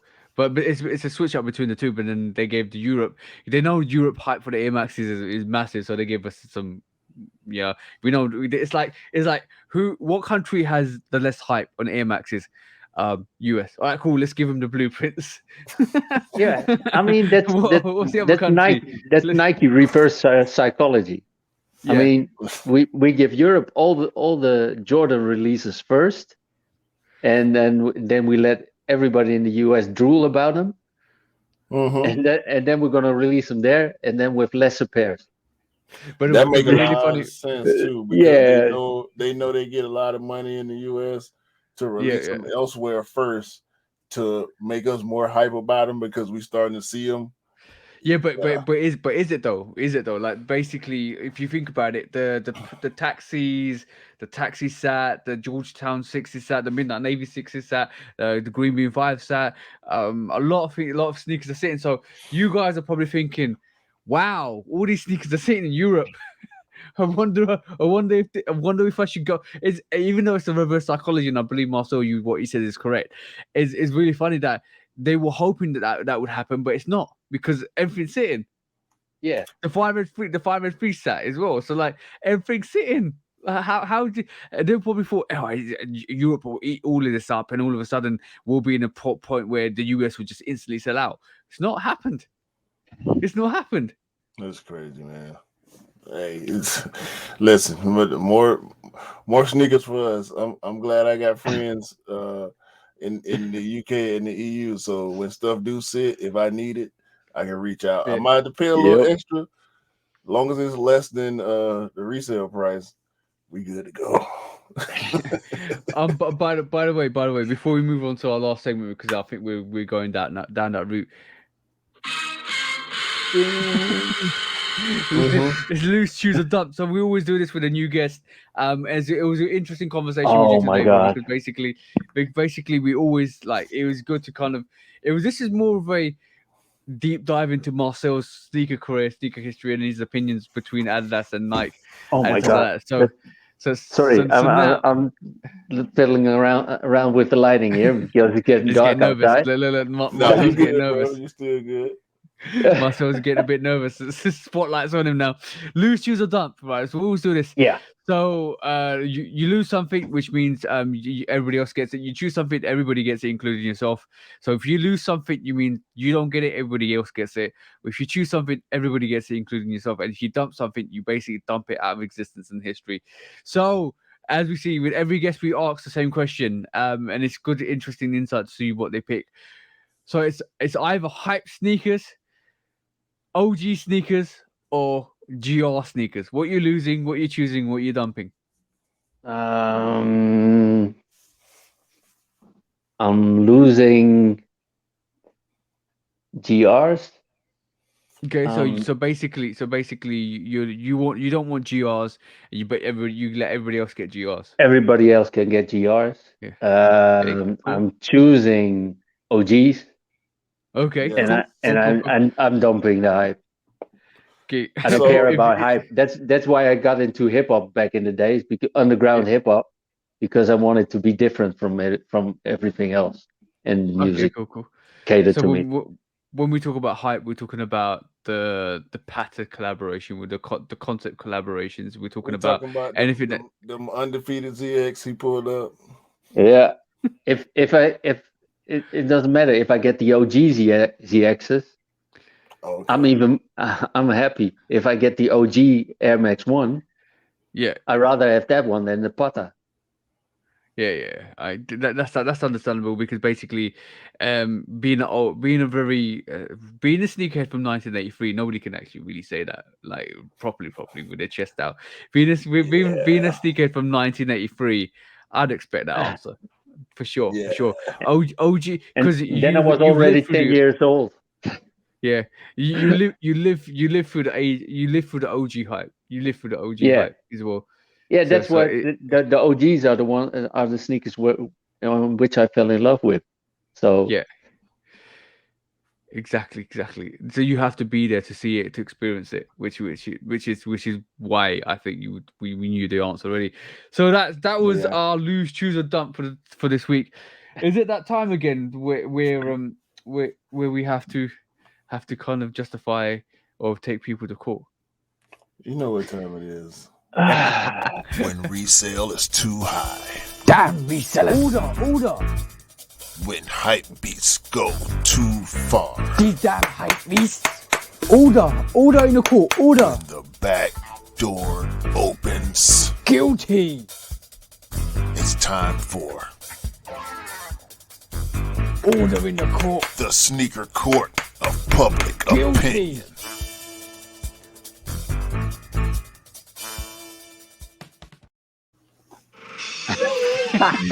Yeah. Guilty! Today I'm your Foot Locker employee. Foot Locker employee judge. A part-time Foot Locker employee judge today. I'm here to be the representation of sneaker judge of public opinion. We have Q. Today, What's up, bro? Executioner. I got my finger to point because the fact that Marcel participated in the production of this podcast, and you have on the shirt, you represent Foot Locker. Today, we taken to court for the first case. This guy who figured he was bigger than the system. I was going to bring that up, bro. I was going to bring that up as well. The FedEx driver who stole $96,000 worth of Foot Locker merchandise. He fiddled it. He doodled it. He got his hands caught with his soul on in his hands. He basically absolutely did himself. Have we got the article? Have you got the sound for the article as well in terms of the news article? Yeah, actually, hold on. I didn't share the sound. Let me share the sound. Because I wanna hear what he's got to say for himself, or what the actual information behind this case is. Locker store in East Point has been hurt, but this time it's not a supply chain issue. Police say the product made it onto the delivery truck, but it wasn't delivered. Victor Williams live with the story. And Victor, a FedEx employee now facing charges. Oh, yeah, that is right, Sandra. And it did not take long for investigators along with FedEx and Foot Locker to connect all the dots. Got him. Why would you? You knew you was going to get caught. I really don't get it. FedEx employee Morris Jones is being charged with embezzlement along with receiving and concealing stolen property in connection to the interception of nearly $100,000 worth of merchandise. This man got all the heat, bro. He got yellow toes. He got the midnight navies. Did he sell them or did he keep them for himself? He had started selling them, but obviously he ain't selling all that stuff that fast. And he got a job too. You know, he's still going to work at FedEx all the time, so he didn't have time enough to get rid of all the stuff, and he wasn't smart enough to not keep it at his house like a dumbass. You gonna keep the stuff at home, bro? That's what you do. But also so many pairs. I mean, 5-finger discount. He basically got his hands caught with the soles. Literally, it is just so ridiculous. How the hell? It's the packages you're supposed to deliver. If they're not being delivered, and like think of it, 1 or 2 packages, right? Fine. 96 grand worth of packages, bro. 96,000. It's easier than finding where's Wally. It's easier than connecting the dots. You don't even need to work out what happened. You know what happened. You know he's involved. And listen, bro, I have witnessed drivers delivering sneakers to sneaker stores at malls and shopping centers. It's not the whole truck. They'll get 2 or 3 big boxes, 4 or 5 at the most. And when I saw the 4 or 5 boxes, it was actually at the Nike flagship store in Atlanta. Yeah. So your average Foot Locker, they might get 3 boxes, maybe 2 or 3 times a week. Imagine how much stuff this guy had to steal to be able to have Months, bro. You took months. 96,000. You took in months and months and months. You might even maybe. You know what?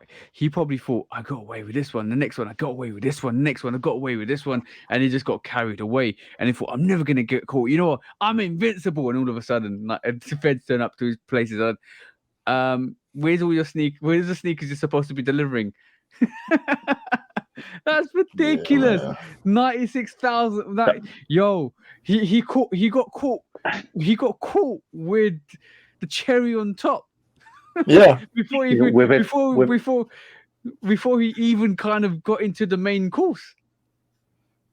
Yeah, but That's that was all. ridiculous. He almost had a day job stealing all that stuff. Yo, Come hey on. man, this easy open and shut right here, bro. He already No. called. FedEx, the stop question- hiring these laser ship employees. The question is, was he Laser morally wrong? Like what was his explanation? Is he a sneakerhead, or was he just capitalizing on the resale market? It don't matter. He did it dumb. He got caught. He out there. His name is out there. His face is out there. $96,000 worth of merchandise. Restitution will be necessary for this, and probably jail time. This guy's a dumbass. Get him out of here. Yeah. Get him out of here. Guilty for being a dumbass of the crime of souls. You stupid. You stupid, bro. You can cure uneducated people. You can cure and lack of knowledge, but you can't cure dumbness, and that's pure dumbness in one. You can't cure stupidity. Let's just put it that way. That is the most stupid thing I've seen And that's in a mildly said. long while. Yes. You always hear no face, no case. He literally put his face out there and built a case around it. He can't get any worse than that, bro. That's just ridiculous. This is the Absolutely one crazy. guy that actually make us like Foot Locker. How about that? Hey, you know what? I told you I'm the Foot Locker employee today because I've got the jersey on. So yeah, I'm representing Foot Locker today. Guilty, Hey. guy. You're guilty. Well, with the Foot Locker jersey, you look a little bit jizzy. Jizzy? What do you mean, Jizzy?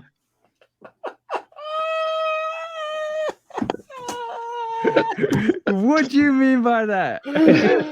Oh man, the Jizzy jersey. That's a Jizzy jersey, bro. The Foot Locker employee with the jizzy sneakers. Jizzy jersey. Okay, swiftly moving on. What's the next case? Swiftly, please. We can't move Guilty. fast enough for this, bro. Guilty. Marcel, I'm taking you to court. Guilty for calling me Jizzy. God, what's the next case? What you got, Mark? Why is it that Adidas is releasing the Stan Smith OG once again, but for €160? 106. Hold on, bro.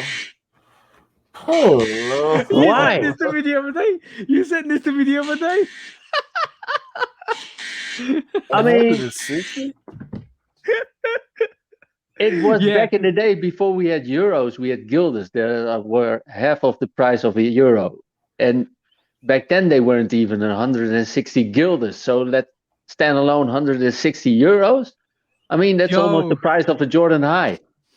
Yo, let me just say that is the price of a Jordan 1 High. To be Yeah, honest, I mean, that's more than a taxi. Bro, no, bro, that's not right, dog. Cause look. Adidas are making up the sales. Adidas need that money. Adidas need to make sure they up that price because they have to make up the sales that they lost with Russia. Adidas know that Kanye is leaving. So, yo, bro, That's Hold on. $80. That's the they're on sale. Yeah, Yeah, those they're are the $100 normal ones, retail. and the OGs they release them for 160. 160, bro. Why? What are they doing? Wait, hold on. Oh no, that's not the OG. I could have swore I saw. There it is. That's the OG right there. $67. Yeah. Wait, I got it. Where do I have this? Where did you see it? I'll pull it up. Wait a minute. Let me see. I can't. I wouldn't have a way to be able to see the price that you would see unless they let me change my location on here.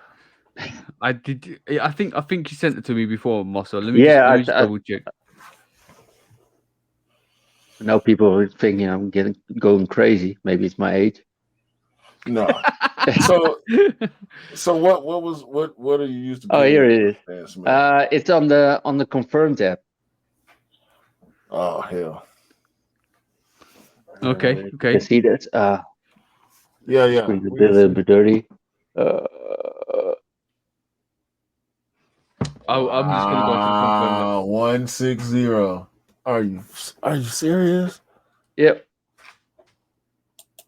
Why would they do that? I don't know. And I was trying to find something in the if there was something special about it, or the only thing that is different, they say it's luxury leather. So it wasn't a premium sneaker before, but now they're saying it's a premium sneaker. Well, they said it always was a premium sneaker, but now they're saying that the old ones are not premium sneakers. I'm just trying to go figure. Adidas logics. To be honest, I still love the brand though. No, that's cool. That's cool. Loving the brand. I mean, listen, bro. We gonna love what we love. Okay. We that don't mean they don't do stupid stuff sometimes. Everybody does stupid stuff sometimes, and we gotta call it out, dog. That's exactly 160. I'm not finding that. They doing y'all a disservice, bro. Because every Stan Smith I'm seeing. No, it's on the Confirmed app. It's not released yet. I can't even find that. Maybe I can't. I'm just gonna check on my Confirmed app as we speak because I just want to. It's on the on the Confirmed app, and then under the releases. Yeah, I can't look on my Confirmed app because I ain't got that shit on my phone. Do you have the Confirmed app? Under releases, yeah. Hell no. Yeah. I'm just double checking this. I need to. But by the way, the towelies are still available in my size. Uh-oh. No, I'm not gonna get it. I'm not gonna get it. Don't worry. No, I heard that before. Yeah, we have heard that before, haven't we, Mars? We've heard that a lot. I'm not gonna wear it. So where would I? Oh no! Where would I wear? My bad. It's in the shop in the shop on the Confirmed app. Okay, is it so? It's released, yeah. Yeah. Yeah. So basically, just to show you guys, it's £130. Just I'm just gonna share my ID. Do this so you guys can see. It's £130 on the actual Adidas Confirmed app. Yeah. Wow. To buy now. So so it translates to €160. Yeah. That's what was the price before, bro? I think it was 120 max. It's a price increase. It's not a premium sneaker. It's a price increase. Nah, but this is crazy. I mean, there hasn't been anything changed on the sneaker. It's just a classic. It's like a Blazer low. Yeah. And also, that's crazy. So to pay €160 for something like that, even if the leather is better, I mean, you get no technology or whatsoever in there. It's just a regular sole. I don't know what they're thinking. They thinking it's a premium sneaker. Yeah. That's what they thinking. Oh my god, bro. Yeah, I don't like that. I don't like that when any brands do that, inflation or not. Like, come on, man, be fair. We being loyal to y'all. Y'all can show some type of reciprocation, man. Give us something. Give us something to look forward to outside of price hikes. Yeah, I mean, this is almost like a Jordan 2 J Balvin going from 200 to 270. Yeah. So on that note, I'm not even gonna. I'm gonna say Nike. I'm gonna say Adidas. I'm gonna say all the brands. You're all guilty for hiking up the prices for no reason. Let's just say that, because basically at the end of the day, the J Balvins didn't need to be 270. The Whitney Rice Freeze didn't need to be £200. The Stan Smith 80s didn't need to be £130 and €160. This is getting a bit stupid now. And you need to kind of calm down before people just don't really think they want to buy your sneakers anymore. Pretty much. Yeah. Well, they can't afford them anymore if they go on exactly. like this. One of the two. Yeah. It's at the moment, like I said, this is gonna tell you what kind of sneakerhead you are going forwards. Like this is definitely one of those situations. Any more court cases? Nah, I ain't got nothing else, man. I got one more. Let's go. Okay. So we know what happened this week, and we know what happened with Adidas this week, and so I'm going to bring this to court because basically I think, Mr. Kanye West, you've gone too far. I feel like you did a lot of things that weren't necessary. I know you're trying to bring light and take your intellectual property out, but I don't believe saying you're going to go around molesting people, molesting the brand, or the brand's molested you, is going to benefit you in any way. I don't feel like you doing what you're doing at the moment is benefiting you, anybody's opinion of you. They're just reinstating the opinion that they've got of you at this moment in time, or they've always had with you, because they knew that you would do something out of character that would basically offend a lot of people, which you've done this week, which is not great. And I do believe, and you've just given more reassurances to people to kind of sympathize with Adidas because of what you are currently doing. You're overquoting, overselling, overhyping, overstating your opinion at this moment in time, and it's making a lot of people feel a certain way about you. Even prior to this week, a lot of people had your back. This week now, a lot of people don't have your back, and that's all based on what you've just recently said. So on that note, guys, I'm just gonna say a quick in and out case. Mr. Kanye West, you're guilty for bad behavior, because calm it down a bit and maybe people will like you a bit more. Yeah. Yeah, he's also guilty of being a dumbass, just like the FedEx guy. When resale is too high. Damn resellers. Order. When hype beats go too far. These damn hype beasts. Order in the court. Order. When the back door opens. Guilty. It's time for order in the court. The sneaker court of public opinion.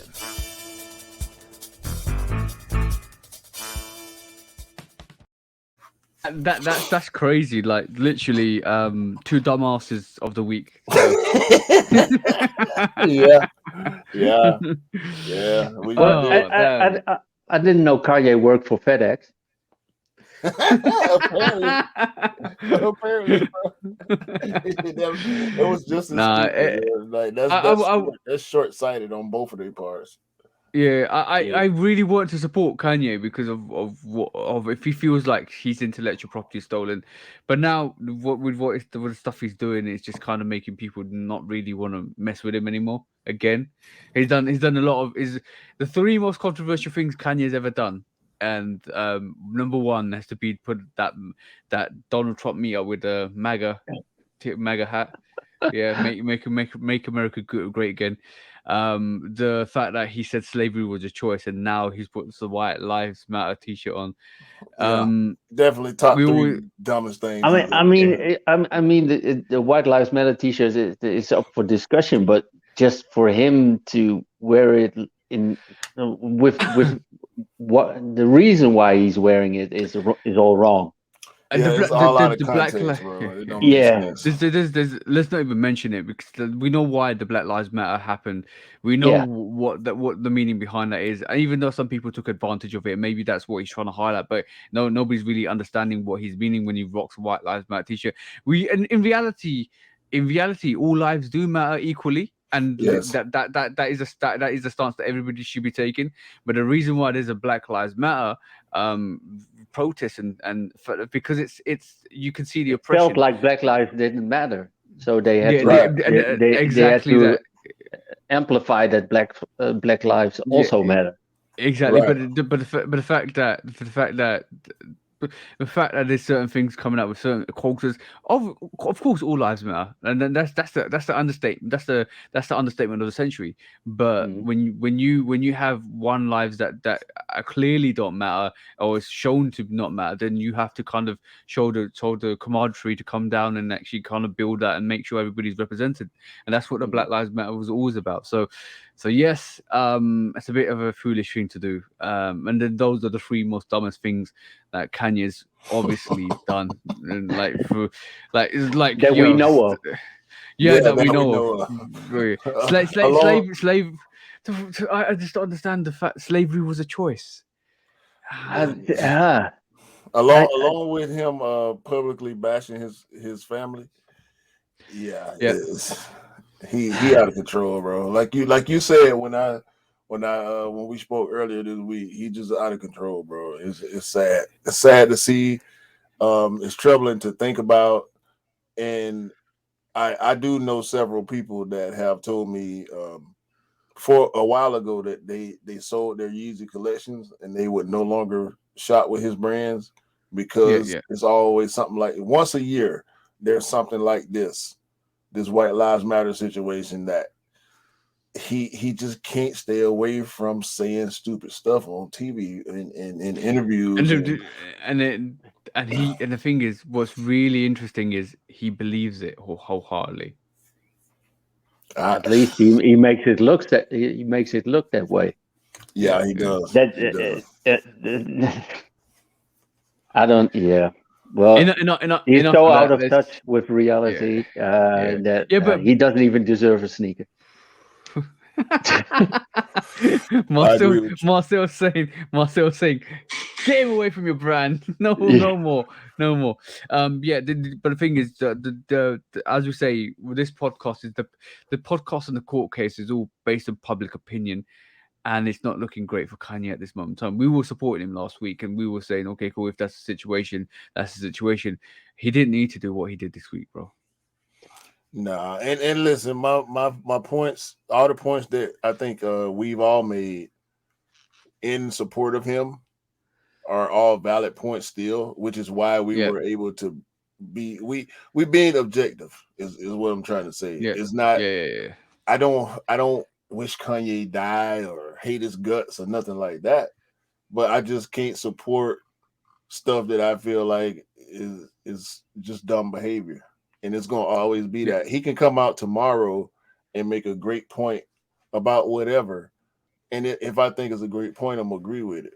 But when he does stupid stuff and then turn around and say something even dumber than what he did, come on, bro. Talking about your ex-Black Panther daddy, talking about you stating the obvious. Bro, you lie. Stop lying on your daddy, man.